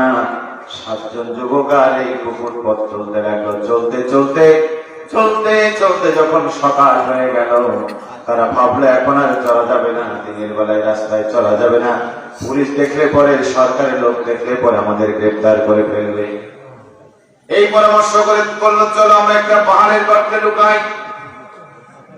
আর একটা পাহাড়ের গর্ত দেখে সেই গর্তের ভিতরে তারা ঢুকে পড়েছে। সারা রাত তারা চলেছে, সারা রাতের ক্লান্তির কারণে যখন তারা সেই পাহাড়ের গর্তের ভিতরে শুয়েছে, আল্লাহ রাব্বুল আলামিন তাদের চোখে ঘুম দিয়ে দিয়েছেন। বলেন সুবহানাল্লাহ। চোখে কি দিয়েছেন? ঘুম দিয়ে দিয়েছেন। আল্লাহ রাব্বুল আলামিন শোনো, তাদের চোখে যখন ঘুম আমি দিলাম, এমনকি আল্লাহ পাক বলেন وترى الشمس إذا طلعت تزاور عن كهفهم ذات اليمين وإذا غربت تقرضهم ذات الشمال। গর্তের মুখটা ছিল এমন দিকে, উত্তর দিকে গর্তের মুখ, ফলে সকালবেলায় সূর্যের আলো পড়লে সরাসরি তাদের মুখের উপরে লাগতো না, একটি ওয়ালে গিয়ে পড়তো। আবার বিকালে যখন সূর্যটা হেরে যেত তখন অপর প্রান্তে গিয়ে সূর্যের আলো পড়তো, চোখে লাগতো না, কিন্তু ঘরটা উজালা হয়ে থাকতো। পড়েন আলহামদুলিল্লাহ। আল্লাহকে রব্বনার কারণে আল্লাহ রাব্বুল আলামিন তাদের অবস্থা করলেন। তারা ঘুমিয়েছিল বলে কিন্তু তাদের চোখ ছিল খোলা। আল্লাহ পাক বলেন ওয়াতাহাসাবুহুম আইকাদান ওয়া হুম রুকুদুন। তোমরা দেখবে তারা যখন ঘুমিয়েছিল কিন্তু দেখলে মনে হবে তারা জেগে আছে। বলেন আলহামদুলিল্লাহ। ঘুমিয়ে আছে কিন্তু চোখ আছে কি? অনুকাল্লিবুহুম জাতাল ইয়ামিনি ওয়া জাতাস শিমাল। আল্লাহ পাক বলেন ওই ঘুমের ঘরে আমি একবার তাদেরকে ডানে একবার তাদেরকে আমি বামে ঘুরিয়েছি। তাফসীরের মধ্যে এসেছে বছরে একবার আল্লাহ রাব্বুল আলামিন তাদেরকে ঘোরাতেন, বছরে একবার তাদেরকে আল্লাহ রাব্বুল আলামিন ডান দিক থেকে বামে, বাম দিক থেকে একবার ডানে ঘুমাতেন। বন্ধুরে আমার, একটা ঘুমে আল্লাহ রাব্বুল আলামিন তাদেরকে 309 বছর ঘুম পাড়িয়েছেন। বলেন সুবহানাল্লাহ। কয় বছর? কয় বছর বলেন? আল্লাহর কোরআন বলছে কাযালিকা ফাআতনাহুম লিয়াতাসালু বাইনাহুম ক্বালা কাইলুম মিনহুম কাম লাবিসতুম قالوا لبثنا يوما أو بعض يوم। যখন তাদের ঘুম ভাঙলো, একজন আর একজনকে জিজ্ঞেস করে বন্ধুরে কতদিন ঘুমিয়েছিলে? কারণ 309 বছর ঘুমিয়ে আছে। বলেন ঘুমে থাকলে চুল বড় হবে না হবে না? গোপ বড় হবে না হবে না? দাড়ি, হাতের নখ সমানে বড় হয়েছে, চুল সমানে বড় হয়েছে, গোপ দাড়ি বড় হয়েছে। নিজেকে না দেখলো সামনেরটা তো দেখে, বিশাল চুল বিশাল নখ হয়ে গেছে। এইটা দেখে তাদের সন্দেহ হলো, কিরে এই তো আমরা ঘুমালাম, কিন্তু এত ঘুমের পরে এত লম্বা চুল। একজন আর একজনকে জিজ্ঞেস করলো বন্ধুরে কতদিন আমরা ঘুমিয়েছিলাম? একজন বলল এক রাত বা কিসের রাতের কিছু অংশ। আরেকজন বলল না, আমরা কতদিন ঘুমিয়েছিলাম কেউ জানে না, জানে মাত্র আল্লাহ রাব্বুল আলামিন। বলেন ঠিক কিনা? আর বলেন ঠিক কিনা? বন্ধুরে আমার, আল্লাহ রাব্বুল আলামিন তাদের চেহারাটা ভয়ানক করে দিয়েছিলেন। কোন রাখাল কোন পথিক তাদের কাছে যেতে পারত না। আল্লাহকে রব্বনে হত্যা ছেড়ে দেওয়ার কারণে রাব্বুল আলামিন তাদের এমন নিরাপত্তা দিয়েছিলেন। 309 বছর ঘুমিয়ে থাকলেন, কোন দুষ্ট দুরাচার তাদেরকে খুঁজে বের করতে পারে নাই। আল্লাহু আকবার। 309 বছর পরে ঘুম ভাঙলো। এবার একজন আরেকজনকে ডেকে বলল বন্ধুরে বাবাসু আদাকুম বিওয়ারিকুম হাদিহি ইলাল মাদিনাতি ফালয়ামজুর আইয়ুহা আজকা জোরে জোরে পড়েন মারহাবা। তাবলিগ নামক একজনকে বললো তুমি বাজারে যাও, কিছু টাকা দিলেন, আর বললেন যাও বোকার বাজারে, বেনাপোলের বাজারে ভালো কিছু খাবার নিয়ে আসো, পবিত্র খাবার নিয়ে আসো। কারণ বাজারের সব খাবার পবিত্র নয়, ঠিক না বলেন? বাজারের সব খাবার কি পবিত্র? এই জন্য তিনি বললেন যাও তোমরা পবিত্র খাবার নিয়ে আসো। ঘর থেকে বেরিয়ে এখন থেকে সর্বনাশ। 309 বছর আগে শহর তখন ছিল গর্ত, তখন ছিল জঙ্গল, এখন চতুর্দিকে বিশাল বিশাল বিল্ডিং, সুন্দর রাস্তা, রোড রাস্তা হয়ে গেছে। আপনি এবার সামনে রাস্তা চলবে কি শুধু ডানি বামে তাকায়। আর এই লোক যে বেরিয়েছে, বিশাল লম্বা চুল, বিশাল লম্বা গোপ, হাতের নখগুলি বিশাল বিশাল হয়ে আছে। যে দেখে সেই ভয় পালায়, যেই দেখে সেই ভয় পালায়। এরপরে বাজারে গিয়ে যখন টাকা বের করে দিয়েছে, ওই দোকানদার দেখতেছে সর্বনাশ, এটা 300 বছর আগের টাকা, এখন তার চলে না। ওই টাকার উপরে সম্রাট দাকিয়ানুসের নাম লেখা রয়েছে। ওই টাকার উপরে কি আছে বলেন? সম্রাট দাকিয়ানুসের ছবি দেওয়া আছে। এইটা দেখে তারা বলল, নিঃসন্দেহে এরা কোন গুপ্ত ধনের মালিক হবে, কারণ তখন তো মুদ্রা ছিল স্বর্ণের রূপা। স্বর্ণ এবং রূপার মূল্যবান এই মুদ্রা দেখে তারা বুঝলো যে এরা কোন গুপ্ত ধরের মালিক হবে। দোকানদার এবার চিৎকার শুরু করেছে, কে কোথায় আছেন তোরা? চতুর্দিক থেকে লোকেরা ছুটে এসেছে। তাবলীগ খান মুখে কোনো কথা নেই, নীরব হয়ে গেছে। এবং তাদের এই দৃষ্টান্ত দেখে ভিতরে যারা ছিল তারা চিন্তায় পড়ে গেল, হারে এত দেরি হয় কেন? তাও নাকি ধরা পড়ে গেল। ধরা পড়ে গিয়ে নিজের জীবন যাবে বড় কথা নয়, এখন যদি ধরা পড়ে যায় রাজা তাদেরকে আবার পূজায় লিপ্ত করবে, ঈমান হারিয়ে যাবে। ঈমান হারানোর ভয়ে তাদের চোখের ঘুম নাই। পড়েন মারহাবা। মরণ কি হয় নাই, কিন্তু ঈমান যদি হারিয়ে যায় সেটাই তাদের বড় ভয়।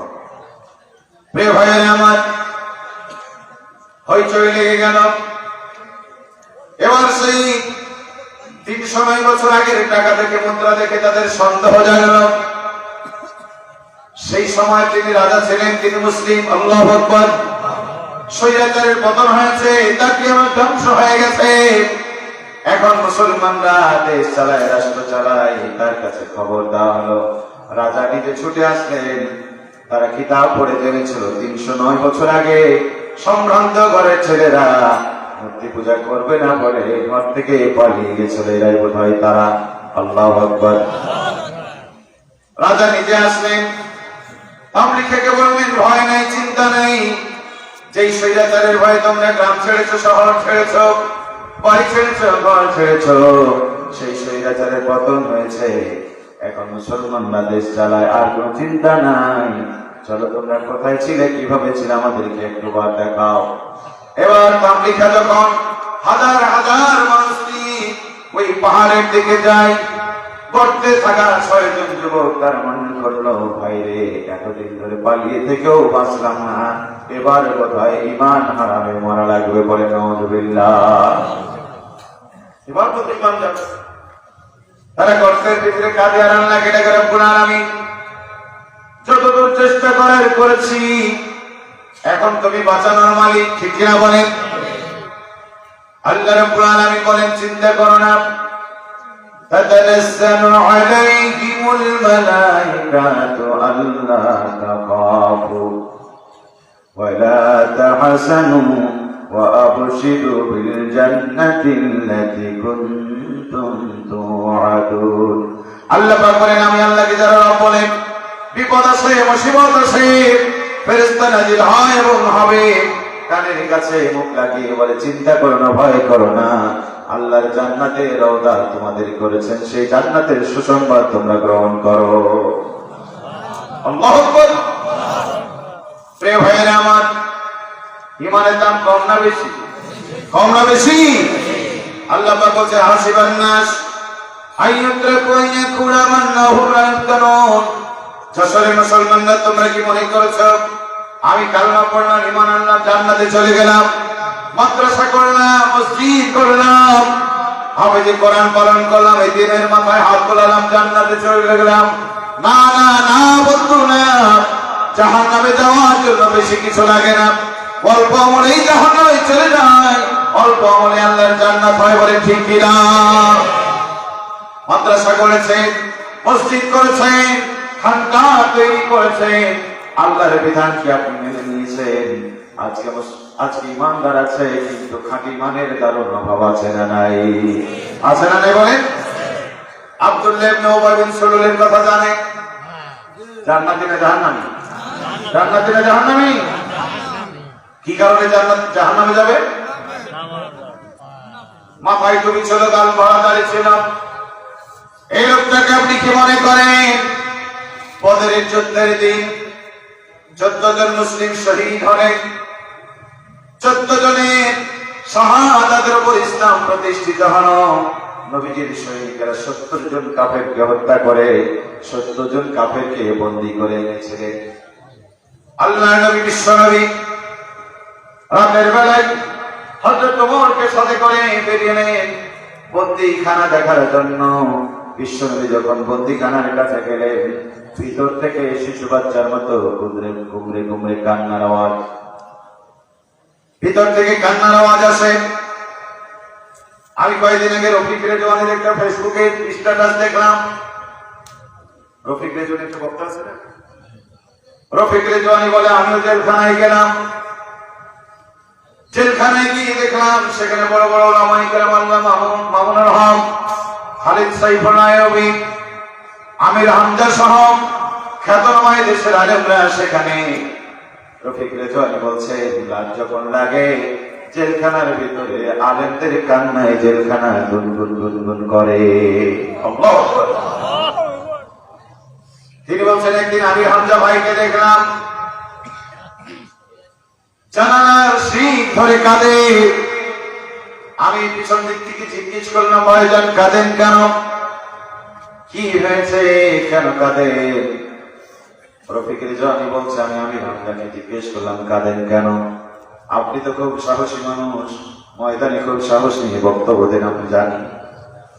আমির হামজা বলছে মায়ের কথা মনে হলে সান্ত্বনা পাই, বাবার কথা মনে হলে বুকটাতে সান্ত্বনা দেয়, লক্ষ লক্ষ ভক্তদের কথা মনে পড়ল সান্ত্বনা দেয়। কিন্তু ছোট্ট ছোট্ট মেয়েরা, ছোট্ট কলেজার টুকরা দুইটা মেয়ে জেলখানার দরজার সামনে এসে, জানালার সামনে এসে বলে আব্বু বাইরে আসো। আল্লাহু আকবার। ওই মেয়ের আব্বু ডাক যখন আমার মনের মধ্যে ভাসে, বন্ধুরে আমি সইতে পারি না। আর কত মা সান্ত্বনা দিবে, বাবার সন্তানগুলি বলছে আব্বু কবে আসবে, কবে আসবে। মায়েরা রাতের পর রাত বলছে আসবে আসবে, ঠিক কিনা বলে? আলেমদের কান্নায় কার কথার ভারী হয়, আলেমদের কান্নায় কত মায়ের চোখে পানি, সন্তানের জন্য কাঁদতে কাঁদতে মায়ের চোখ বন্ধ হয়ে গেল, কত মন কাঁদতে কাঁদতে স্বামীর অপেক্ষায় মাসের পর মাস কেটে গেল, কত মাস বাচ্চারা আব্বুর জন্য তাদের ঘুম ভেঙে গেল, কথা বলেন ঠিক কিনা? এই কথা শোনার পর আমার মনে হয়েছিল আমির হামজা কাঁদো কেন, মামুনুল হক কাঁদেন কেন? আল্লাহর কোরআন বলে ওয়াকাইয়িন মিন নাবিয়্যিন ক্বাতালা মাহু রিব্বিয়ুন কাসীর ফামা ওয়াহানু লিমা আসাবাহু ফি সাবিলিল্লাহ। আল্লাহ পাক বলেন নবী মন খারাপ কর কেন দিনের পথে চলতে গিয়ে? কত নবী আল্লাহওয়ালাদেরকে ওরা ফাঁসির মঞ্চে দিয়েছে, হাত কেটে নিয়েছে, চোখ তুলে নিয়েছে, কান কেটে নিয়েছে, হাজারো বিপদ হয়েছে, কিন্তু তারা মন খারাপ করে নাই। বলেন আল্লাহু আকবার। ওমা দাউফু, তারা দুর্বল হয়নি। সমাজটাকানু, বাতিলের সাথে তারা আপোষ করে নাই। আল্লাহু ইউহিব্বুস সাবিরিন, আল্লাহ ধৈর্যশীলদের সাথে ছিলেন, আছেন, থাকবে। রে ভাইরা, দিনের পথে চলতে গিয়ে হাজার বিপদ হয়েছে দিনের দায়ীদের উপর, কিন্তু তারা মন খারাপ। আল্লাহ নবী গেলেন, জেলখানার ভিতর থেকে কান্নার আওয়াজ আসে। নবী জিজ্ঞেস করলেন ওমর কে কান্দে হবে? উকি দিয়ে দেখতেছেন তার চাচা আব্বাস রাদিয়াল্লাহু তাআলা তখন তিনি মুসলমান হননি। চাচা আব্বাসকে মুসলমানরা এমন করে বেঁধেছে, তিনি একটু স্বাস্থ্যবান মানুষ ছিলেন, দড়িটা এমন ভাবে চেপে গিয়েছে, রক্ত চলাচল বন্ধ হয়ে গিয়েছে। শীতের রাত, কাপড় গায়ে কোনো কাপড় ছিল না, কাঁপতেছে। আল্লাহ নবী দৃশ্য দেখে চোখের পানি তার ধরে রাখতে পারলেন না। হযরত ওমর বিশ্বনবীর চোখের কোণে পানি দেখে সেই জেলখানার ভিতরে ঢুকলেন। বন্দিখানায় ঢুকে চাচা আব্বাসের হাতের বাঁধনটা একটু ঢিল দিয়ে দিলে, কান্নার আওয়াজ থেমে গেল। আল্লাহর হাবিব বলেন, ওমর রে, কান্নার আওয়াজ থেমে গেল, ঘটনা কি? ওমর বলেন, ইয়া রাসূলুল্লাহ, আপনার চোখের কোনায় পানি দেখে আপনার চাচার বাঁধন আমি ঢিল করে দিয়েছি। আল্লাহ বলেন, ওমর রে, করলি তো করলি কি? আমি তো শুধু চাচার নবী নয়, আমি হলাম রাহমাতুল লিল আলামিন। ঠিক কিনা বলেন? আজকে যদি চাচার বাঁধন খুলে দিয়েছো, কিয়ামতের ময়দানে আল্লাহ আমাকে ধরবে, চাচা বলে বাঁধন করে দিয়েছো, বাকিরা কি অপরাধ করলো? ওমর রে, আজকে যখন রশি ঢিল দিয়েছো, সমান করে সকল বন্দীদের হাতে রশিটা ঢিল করে দাও। পিছনে ছিলেন আব্দুল্লাহ ইবনে উবাই বিন সালুল, ভালো করে শোনেন। পিছনে দাঁড়িয়েছিলেন আব্দুল্লাহ ইবনে উবাই বিন সালুল। বিশ্বনবীর চাচা শীতে কাঁপে বলেন, নিজের জুব্বাটা খুলে বিশ্বনবীর হাতে দিলেন আর বললেন, ইয়া রাসূলুল্লাহ, আপনার চাচা শীতে কষ্ট পায়, আপনার মন খারাপ হয়, আমি আমার জুব্বাটা খুলে দিলাম, আপনার চাচার গায়ে আপনি পরায় দেন। আল্লাহু আকবার। কি পরিমাণ নবীকে ভালোবেসেছিল! নবীর চোখের পানি মুছে দেওয়ার জন্য নিজের জুব্বা খুলে রাসূলুল্লাহর হাতে দিয়েছিল, যাতে তার চাচাকে দেয়। এই লোক জাহান্নামে যায় কি করে? পরের বছর উহুদের যুদ্ধ। এই ভদ্রলোক নবীজির চোখের পানি মুছে দেওয়ার জন্য নিজের জুব্বা খুলে দিয়েছিলেন যে লোক, সেই লোক আজকে উহুদের প্রান্তর থেকে 300 লোক নিয়ে ফিরে এসেছে। বিশ্বনবী উহুদের প্রান্তরে গিয়ে বিপদে পড়ে গেলেন, দন্ডা মোবারক শহীদ হয়ে গেল। ওরা এমন করে পিটিয়েছে আমার হাবিবকে, মাথার লোহার হেলমেট ভেঙে মাথার ভিতরে ঢুকে গিয়েছে, নবীজি বেহুশ হয়ে গেছে। দিন কায়েমের আন্দোলন থেকে ফিরে যাওয়ার কারণে আল্লাহ রাব্বুল আলামিন তার সমস্ত আমলকে বরবাদ করে দিয়ে তারে জাহান্নামে নিক্ষেপ করবে। মসজিদে কত দান করেছেন, মাদ্রাসায় কত দান করেছেন, কত হাফেজকে খাইয়েছেন, এটা বড় কথা নয়। আপনি দিনের পথে আছেন কিনা, দিন কায়েমের আন্দোলন আছেন কিনা, এটাই বড় কথা। জানেন ঠিক কিনা? সারা জীবন নামাজ পড়েছেন, রোজা রেখেছেন, হজ রেখেছেন, করেছেন, যাকাত দিয়েছেন, একটা ভোটে যদি ইসলাম হেরেছে, কিয়ামতের ময়দানে আপনাকে জবাব দিতে হবে। ব্যাঙের মুখে যতটুকু থুতু ছিল, আর ইব্রাহিম আলাইহিস সালামের আগুনকে নিভানোর জন্য ব্যাঙ ছুটে এসেছিল। ডাইনের পিছা দিয়ে যতটুকু বাতাস বেরিয়েছিল, সে বাতাস দিয়ে ইব্রাহিমের আগুনকে আরো জ্বালিয়ে ইব্রাহিমকে পোড়ানোর স্বপ্ন দেখেছিল। ঠিক কিনা বলেন? আপনি ভাববেন, আমি একটা মানুষ, আমার একটা শিরে কি যায় আসে? যায় আসে মানে এটাই হচ্ছে জীবনের চূড়ান্ত বিষয়। আপনি ইসলামকে কিভাবে চেয়েছেন?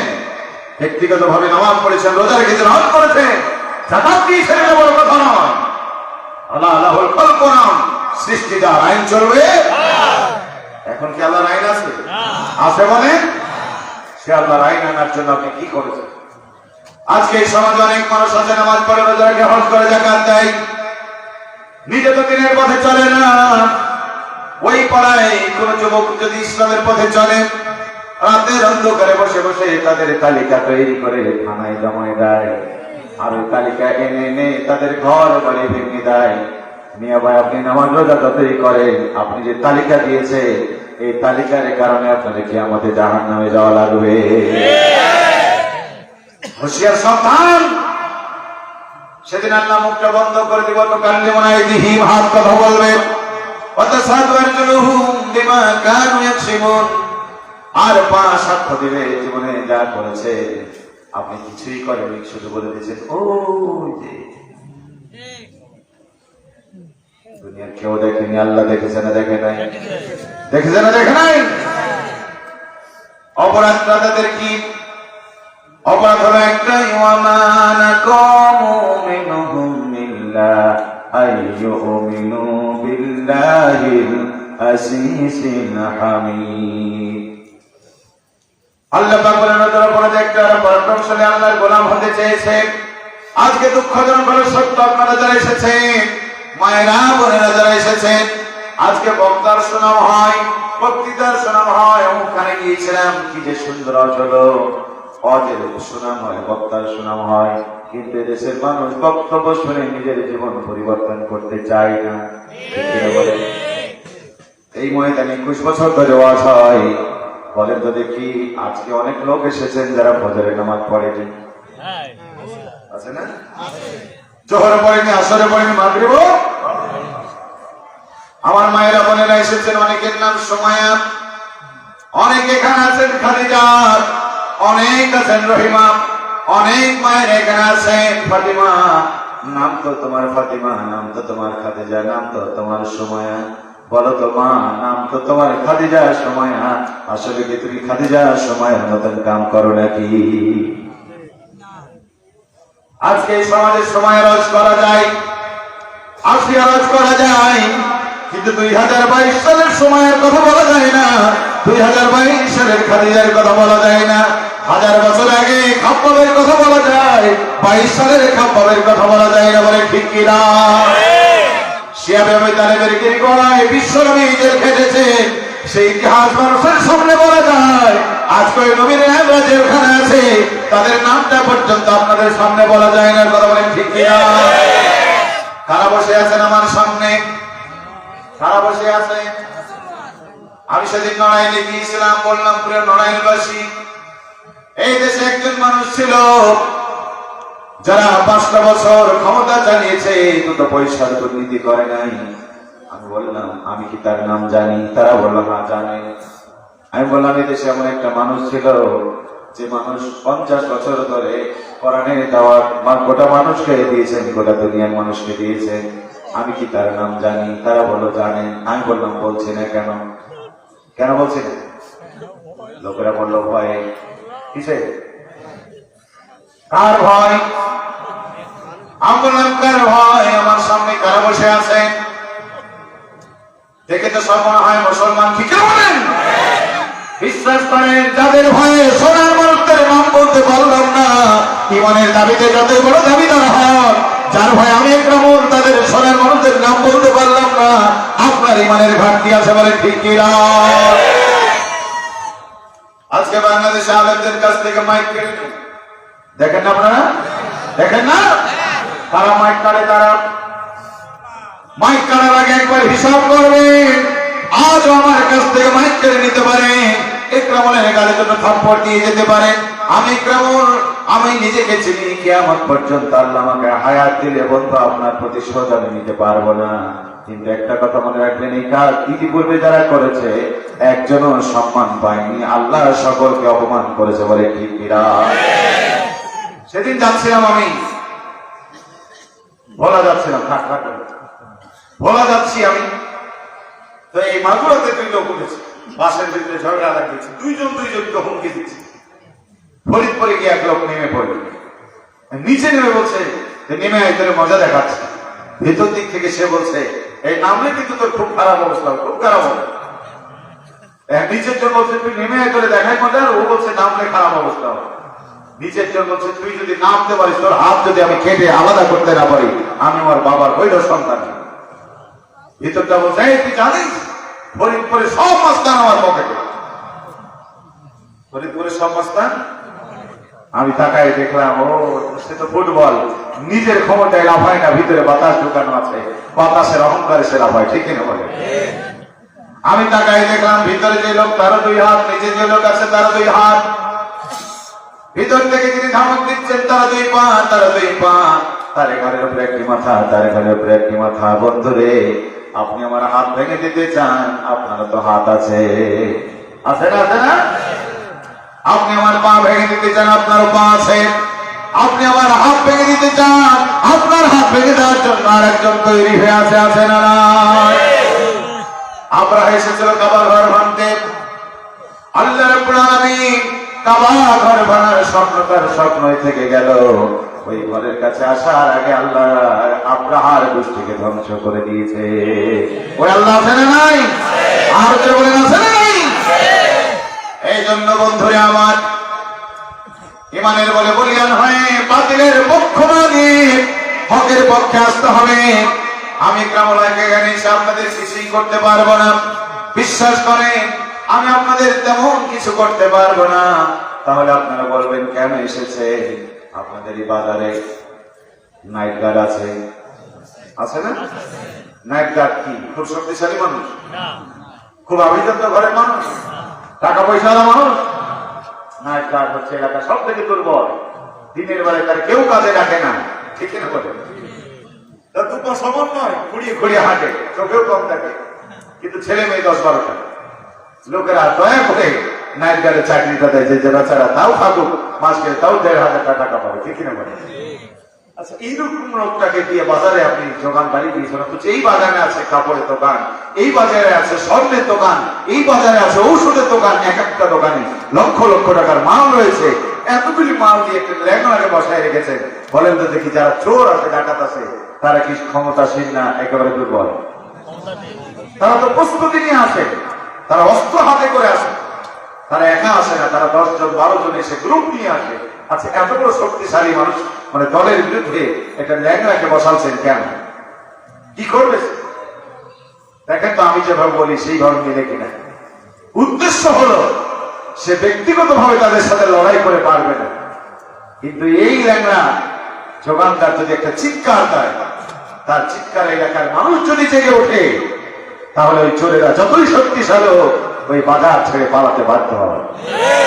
বলেন, আমি ইকরামুল হক যতই দুর্বল হই, আজকের কোরআন শুনে যদি চেয়ারম্যান সাহেব জেগে ওঠে, আজকের আপনাদের মধ্যে বসে থাকা খাপ্পা যদি জেগে ওঠে, আজকে আপনাদের ভেতরে বসে থাকা উমরের মতো মানুষ যদি জেগে ওঠে, তালহা জুবাইরের মতো মানুষ যদি জেগে ওঠে, আমার বিশ্বাস আগামীর বাংলা কোরআনের বাংলা হবে, জালেমের কবর দিয়ে ইসলামের বিজয় পতাকা ছিনিয়ে আনবে।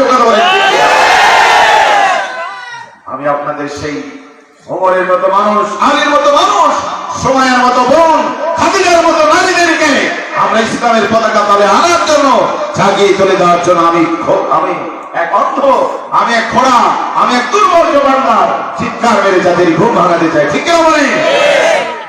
বন্ধুরে আমার, সোনামানিক যুবকেরা, তরুণেরা, ওই রাজা আসলেন আর বললেন, বাবার তোমরা কিভাবে এখানে ছিলে বলো তো দেখি।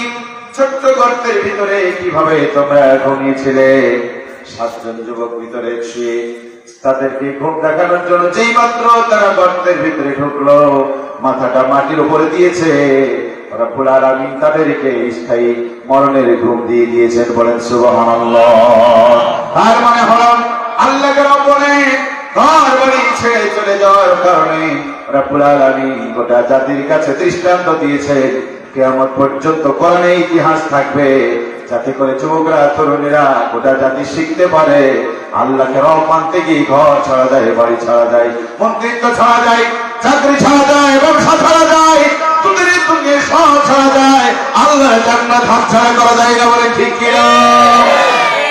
বন্ধুরে আমার, তাফসীরের মধ্যে এসেছে কিয়ামতের দিন রব্বুল আলামিন ওই 7 জন যুবককে তো জান্নাত দিবেই দেবে, ওই কুকুরটাকে একটা মানুষের রূপ দান করে আল্লাহ রাব্বুল আলামিন কুকুরটারও জান্নাত দেবে। আল্লাহু আকবার। একটা কুকুর হয়ে আল্লাহকে ভয় করে মুমিনদের সাথে থাকার কারণে, ইমানদারদেরকে সহযোগিতার কারণে জান্নাতে যাবে। আর তুমি আশরাফুল মাখলুকাত, তুমি যদি ইসলামকে ভালোবাসো, কোরআনের সৈনিকদেরকে যদি তুমি সাহায্য না করে তাদের বিরুদ্ধে তুমি যদি কাজ করো, বন্ধু তোমাকে জাহান্নামে যেতে হবে, কোনো সন্দেহ নাই। আব্দুল্লাহ ইবনে উবাই বিন সালুলের মতো মানুষ নবীর হাতে হাত দিয়ে কালেমা পড়েছে, নবীর পিছনে নামাজ পড়েছে, নবীর পিছনে ঘুরঘুর করেছে, কিন্তু দিন কায়েমে সহযোগিতা না করার কারণে তার জাহান্নামে যাওয়া লেগেছে।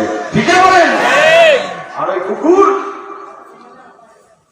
সেই আসহাবে কাহফের যুবকদের সাথে থেকে তাদেরকে সবর দেওয়ার কারণে, তাদের গর্তের মুখে পহরা দেওয়ার কারণে, ইমানদারদের সাথে থাকার কারণে রব্বুল আলামিন কুকুরকে কিয়ামতের ময়দানে মানুষের রূপ দিয়ে জান্নাত নসিব করবে। আল্লাহু আকবার। সোনামানিক যুবকেরা, তরুণরা, কি করে বোঝাবো আপনাদের? রেশমের সুতা হয় একটা পোকার থেকে, সেই পোকার নাম জানেন? আমাদের চাপাইতে এটার আওয়াজ হয়, এটাকে পলু পোকা বলা হয়। সেই পলু পোকা কি খায়? তুতের পাতা চিবিয়ে চিবিয়ে, ছোট্ট ছোট্ট তুত পোকা তুতের পাতা চিবিয়ে খায়। সেই পোকাটাই রেশমের মতো দামি সুতা। হাতিতে খায় বিশাল কলা পাতা, হাতি যা দেয় তাতে কি কাজে লাগে? কি কাজে লাগে বলে? বন্ধুরে আমার, আপনি রোড করে দেন, কালভার্ট করে দেন, ব্রিজ করে দেন, দুনিয়াকে আপনি স্বর্গ বানিয়ে দেন, মানুষকে যদি জান্নাতের পথে না ডাকেন, মিছা আপনার এই সমস্ত আয়োজন, এইগুলি নিয়ে আপনাকে জাহান্নামে, আব্দুল্লাহ ইবনে উবাই বিন সালুলের সাথে জাহান্নামে থাকতে হবে বলে, ঠিক কিনা? কিন্তু আমি কিছুই দিতে পারলাম না। হযরত বেলাল তেমন কিছুই করে দিতে পারেননি, কিন্তু বেলাল ইমানের বলে বলিয়ান হয়ে সারাটা জীবন ইসলামের সাথে থেকেছেন, রসূলের সাথে থেকেছেন, খেয়ে না খেয়ে নবীর দিন কায়েমের দিন প্রচারের সাথে ছিলেন। রব্বুল আলামিন বেলালের মর্যাদা মন বাড়ালেন, দুনিয়ার সব মানুষের আগে বেলাল জান্নাতে যাবে, পড়েন মারহাবা, আর যে পড়েন আলহামদুলিল্লাহ। প্রিয় ভাইরা আমার, বাবাদের আমার, ও ভাইরা বোনেরা, সেই জন্য আপনাদের বিনয়ের সাথে বলুন, মারে বাবা নাম রেখেছো সুমায়া, বাবা নাম রেখেছে খাদিজা, বাবা নাম রেখেছে রহিমা। এই জন্য সুমায়ের মতো হতে হবে, রহিমার মতো হতে হবে, খাদিজার মতো হতে হবে। নাম সুমায়া, নাম রহিমা। এখন যদি আপনি পরিমণি হয়ে যান তাহলে বিপদ আছে না নাই? আমাদের দেশের অনেক সময় এখন পরিমণি, ঠিকই তো বলে? আহারে, জাতির কপাল পড়েছে, দেশি নায়ক নায়িকা দিয়া এদেশের যুবকদের ইমান ধ্বংস করে হয় না, এখন বিদেশ থেকেও নায়িকা ভাড়া করে। কদিন আগে সনি লিওন আসলো না? আসলো না? সনি লিওন বাংলার জন্য অপবিত্র করছে। আবার শুনছি, আগে শুনতাম আমেরিকায় মদ পান করা তারা অবৈধ মনে করে না, কিন্তু শিশু বয়সে, অপরিণত বয়সে মদ পান করাকে তারা অপরাধ মনে করে। আমার বাংলাদেশ সেই আমেরিকার ছোঁয়া লেগেছে, এখন কানে ভেসে আসছে 21 বছর বয়স হলে মদ পান করলে তার আর কোন অপরাধ। একদিকে মাদক মুক্ত দেশ গড়ার জন্য নেতারা বক্তব্য দিচ্ছে, অলে অলে লিখছে মাদক মুক্ত দেশ গড়ি। আমার মনে হয় বগলে কুতকুতি দিবেন আর বললে হাসলে মারবো, কুতকুতি দিবেন আর বললে হাসলে মারবো। আরে মিয়া, কুতকুতি দিলে তো হাসবেই। আপনার ক্ষমতা আছে, লাঠি আছে, মারতে পারেন। হাসি ঠেকানো যায়? হাসি ঠেকানো যায়? হাসি বন্ধ করতে হলে কুতকুতি দেওয়া বন্ধ করে। একদিকে ভারত থেকে ইয়াবার ফেন্সিডিল এনে দেবেন, মদের বৈধতা দেবেন, আলেমদেরকে মারতে বললে খিচুড়ি আর বিরিয়ানি দেবেন, ঢাকার মতো ব্যস্ত শহরে রাস্তায় বসায়া নারীদেরকে হাতে তুলে দেবেন, আর আপনি নিজের মুক্ত বাংলা করবেন, এই আশায় করে যার কথা বলেন, ঠিক কিনা? আইনের বাস্তবায়ন থাকা উচিত। বাসের ভেতরে যাচ্ছে, লেখা আছে ভদ্রতা বজায় রাখুন, ধূমপান করবেন না। অভিযোগ থাকলে ড্রাইভারকে বলেন। এক লোক উঠি সিগারেট খেতে, পাশের লোক বলছে ভাই লেখাপড়া করে জানেন না, লেখা আছে যে চলন্ত গাড়িতে ধূমপান করবেন। সেগুলো আপনি লেখাপড়া জানেন না, এখানে লেখা আছে অভিযোগ থাকলে ড্রাইভারকে বলেন, আমার মতো। এখন সেই লোক ড্রাইভারকে বলতে গেছে, ড্রাইভার আর একটা সাইনবোর্ড দেখে হচ্ছে নিয়ে ভাই লেখাপড়া জানেন না, এখানে লেখা আছে চলন্ত গাড়িতে চালকের সাথে কথা বলবেন না। হেল্পারকে বলেন। হেল্পারকে বলতে গেছে, হেল্পার তো ধমক দিয়ে বলছে, মিয়া এতগুলি মানুষের ভিতরে হাঁটাচলা করতে শরম লাগে না? দেখে তো খুব ভদ্র ভদ্র মনে হয়, লেখা আছে না দেখে ভদ্রতা বজায় রাখবে। যা বসে আকাম কুকাম যা হওয়ার সব হয়ে গেল, সাইনবোর্ড যেখানকার সেখানেই। আমার দেশের আইন আছে, প্রকাশ্যে ধূমপান করলে 50 টাকা জরিমানা আছে। জরিমানা আছে, আইন আছে, আইনের বাস্তবায়ন। অর্ধজাহানের খলিফা ওমর নিজ সন্তান মদপান করেছে, কানে ভেসে এসেছে, পালার ঘরে আদালতে নিয়ে গেছে, সাক্ষ্য প্রমাণ হয়েছে। মহামান্য আদালত রায় ঘোষণা করেছেন 80 বেত্রাঘাত করতে হবে। তার অর্ধজাহানের খলিফার ছেলের বিরুদ্ধে রায় দিতে আদালতের কলম কাঁপে নাই।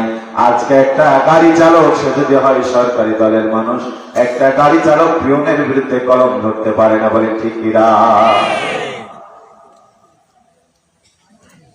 একটা কলম ধরতে পারে না পিয়নের বিরুদ্ধে, ঠিক কিনা বলেন? অর্ধজাহানের খলিফার ছেলের বিরুদ্ধে আদালত রায় ঘোষণা করলো 80টা বেত্রাঘাত করতে হবে। রায় কার্যকর হবে।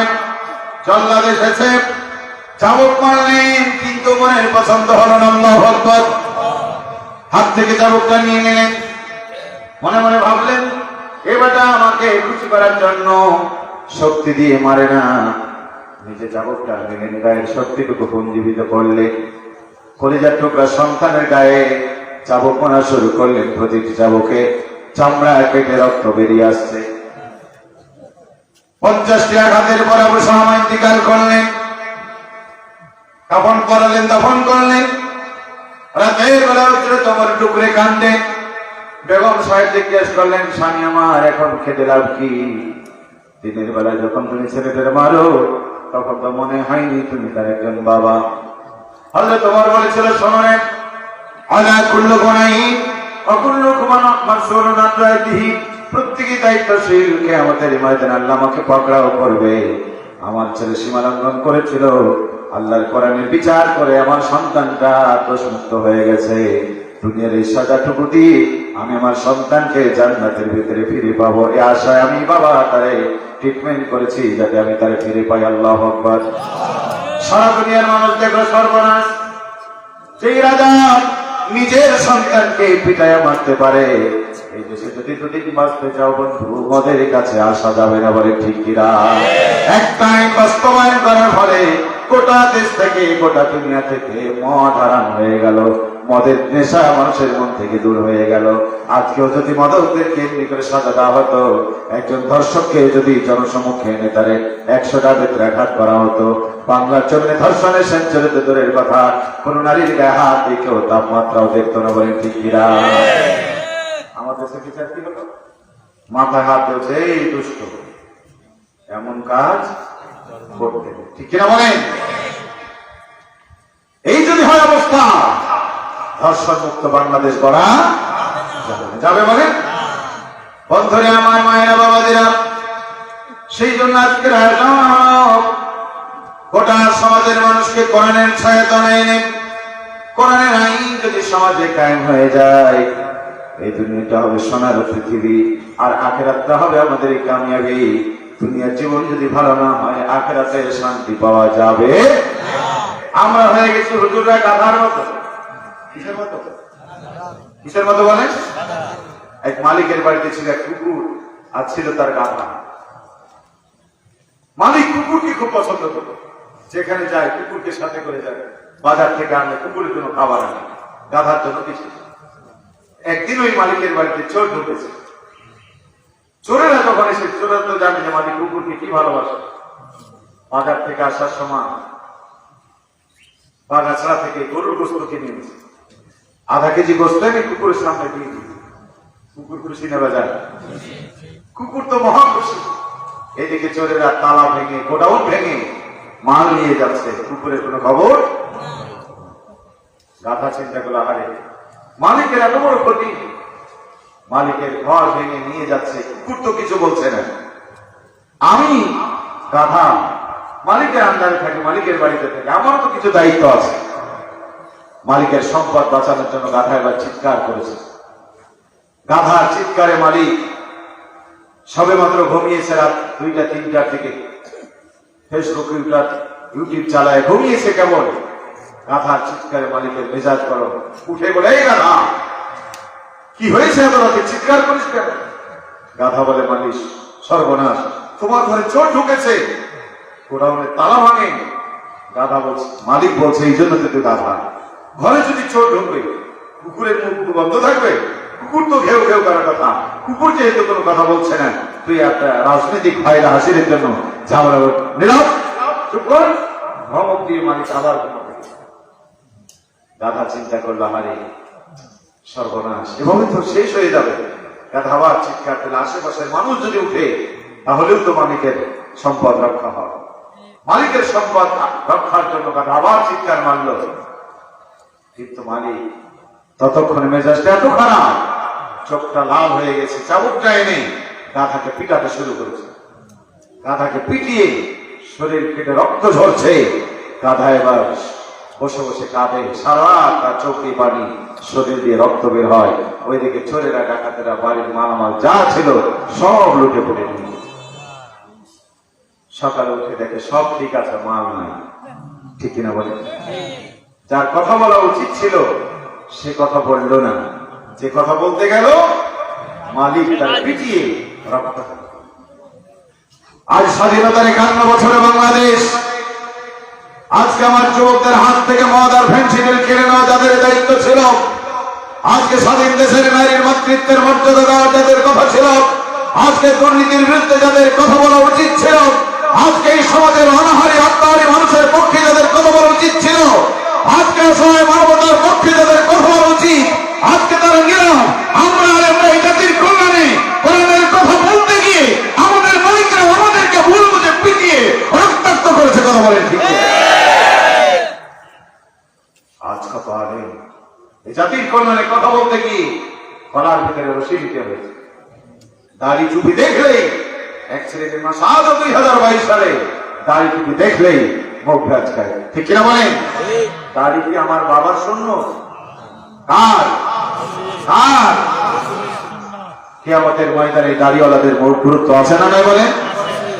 আজকে যারা দাড়ি দেখলে বলে ওরে পাঞ্জাবিওয়ালা, হ্যাঁ দিলে বলে যারা পাঞ্জাবিওয়ালা আছে না, তাদের উদ্দেশ্য বলি প্রিয় ভাই, তাদের নীতিটা করে না কিয়ামতের ময়দানে দাড়িওয়ালাদের কাজে লাগবে। ঠিক কিনা বলে? একটা লোক বলছে ওরে পাঞ্জাবিওয়ালা, কিয়ামতের ময়দানে এই লোকগুলি আজকে দাঁড়িয়ে টুপির বিরুদ্ধে যারা সংগ্রাম করেছে, কিয়ামতের ময়দানে বিপদে পড়লে এই দাঁড়িয়ার পাঞ্জাবিওয়ালাদের কথা মনে হবে। ঠিক কিনা বলে? ওরে পাঞ্জাবিওয়ালা তুই আমারে ভুইলা থাকিস না, তুই আমারে ভুইলা থাকিস না রে পাঞ্জাবিওয়ালা, তুই আমারে ভুইলা থাকিস না। তুই যদি যাস মোরে ভুলে আমি যাব জাহান্নামে। ঠিক কিনা বলে? তোদের ছাড়া বাঁচার উপায় নাই রে পাঞ্জাবিওয়ালা, তুই আমারে ভুইলা থাকিস না। তারা বলবে পাঞ্জাবিওয়ালার এতই গুণ আগে জানলে করতাম না খুন। ঠিক কিনা বলেন? পাঞ্জাবিওয়ালার এতই গুণ আগে জানলে করতাম না খুন। তোদের ছাড়া বাঁচার উপায় নাই রে পাঞ্জাবিওয়ালা, তুই আমারে ভুইলা থাকিস না। ঠিক কিনা বলেন? প্রিয় ভাইরা জন্মাসন, তোদের এই দুনিয়া জাতি কারণে পিছন দিকে তাকালে বন্ধুরে নাই নাই নাই সব নাই। ঠিক কিনা বলেন? গত কয়েকদিন আগে এক মাহফিলে গেলাম, ওই মঞ্চে যিনি বসে আছেন বাংলাদেশ আওয়ামী লীগের উপজেলার এক দায়িত্বশীল। আমি তাকে বললাম ভাই জান আপনার বাড়ি কি আজরাইলে চিনে?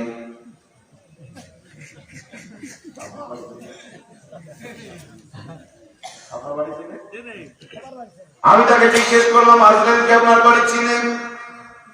সে মাথা ঝুঁকিয়ে বললো হুজুর চিনে। আমি বললাম দেখেন আপনার বাড়িটা কতবার এসেছে, দাদা মারার দিন এসেছিল, বাবা মারার দিন এসেছিল, মা মারার দিন আজরাইল এসেছিল, স্ত্রী মারার দিন আজরাইল এসেছিল, প্রতিবেশী মারার দিন আজরাইল এসেছিল। আপনার বাড়িটা কতবার আজরাইল এসেছে বলেন ঠিক কিনা? কারো বাড়িতে একবার পুলিশ আসলেন 6 মাস তার ওই বিছানায় পাওয়া যায় না, অথচ আজরাইল আপনার বাড়িতে কতবার এসেছে। তার মানে আপনার বাড়িটা আজরাইল খুব ভালো করে দেখে রেখেছে। একটা সময় অপেক্ষা করছে বন্ধু, ওই সময় 1 সেকেন্ড আগে পরে আসবে না। বলে ঠিক কিনা? আমাদের মনে ঠিক কিনা?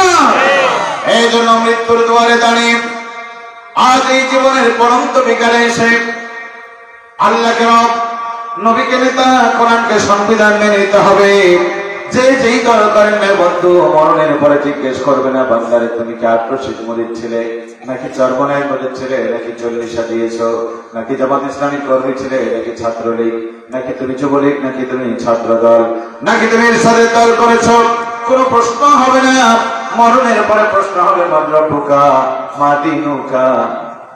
এরপরে জিজ্ঞেস করা হবে মান্নাবিউকা, বলো রে বান্দা তুমি এই ছিলে কার রব মেনেছ, নেতা মেনেছ কাকে, জীবন আদর্শ হিসাবে রাজনীতি করেছ কার, আল্লাহ দেওয়া রাজনীতি মেনেছ নাকি শয়তানের রাজনীতি মেনেছ, নবীকে নেতা মেনেছ নাকি লেনিনের মতো মানুষকে নেতা মেনেছ, আল্লাহকে তুমি রব মেনেছ নাকি নিজেরা রব সেজে গেছো।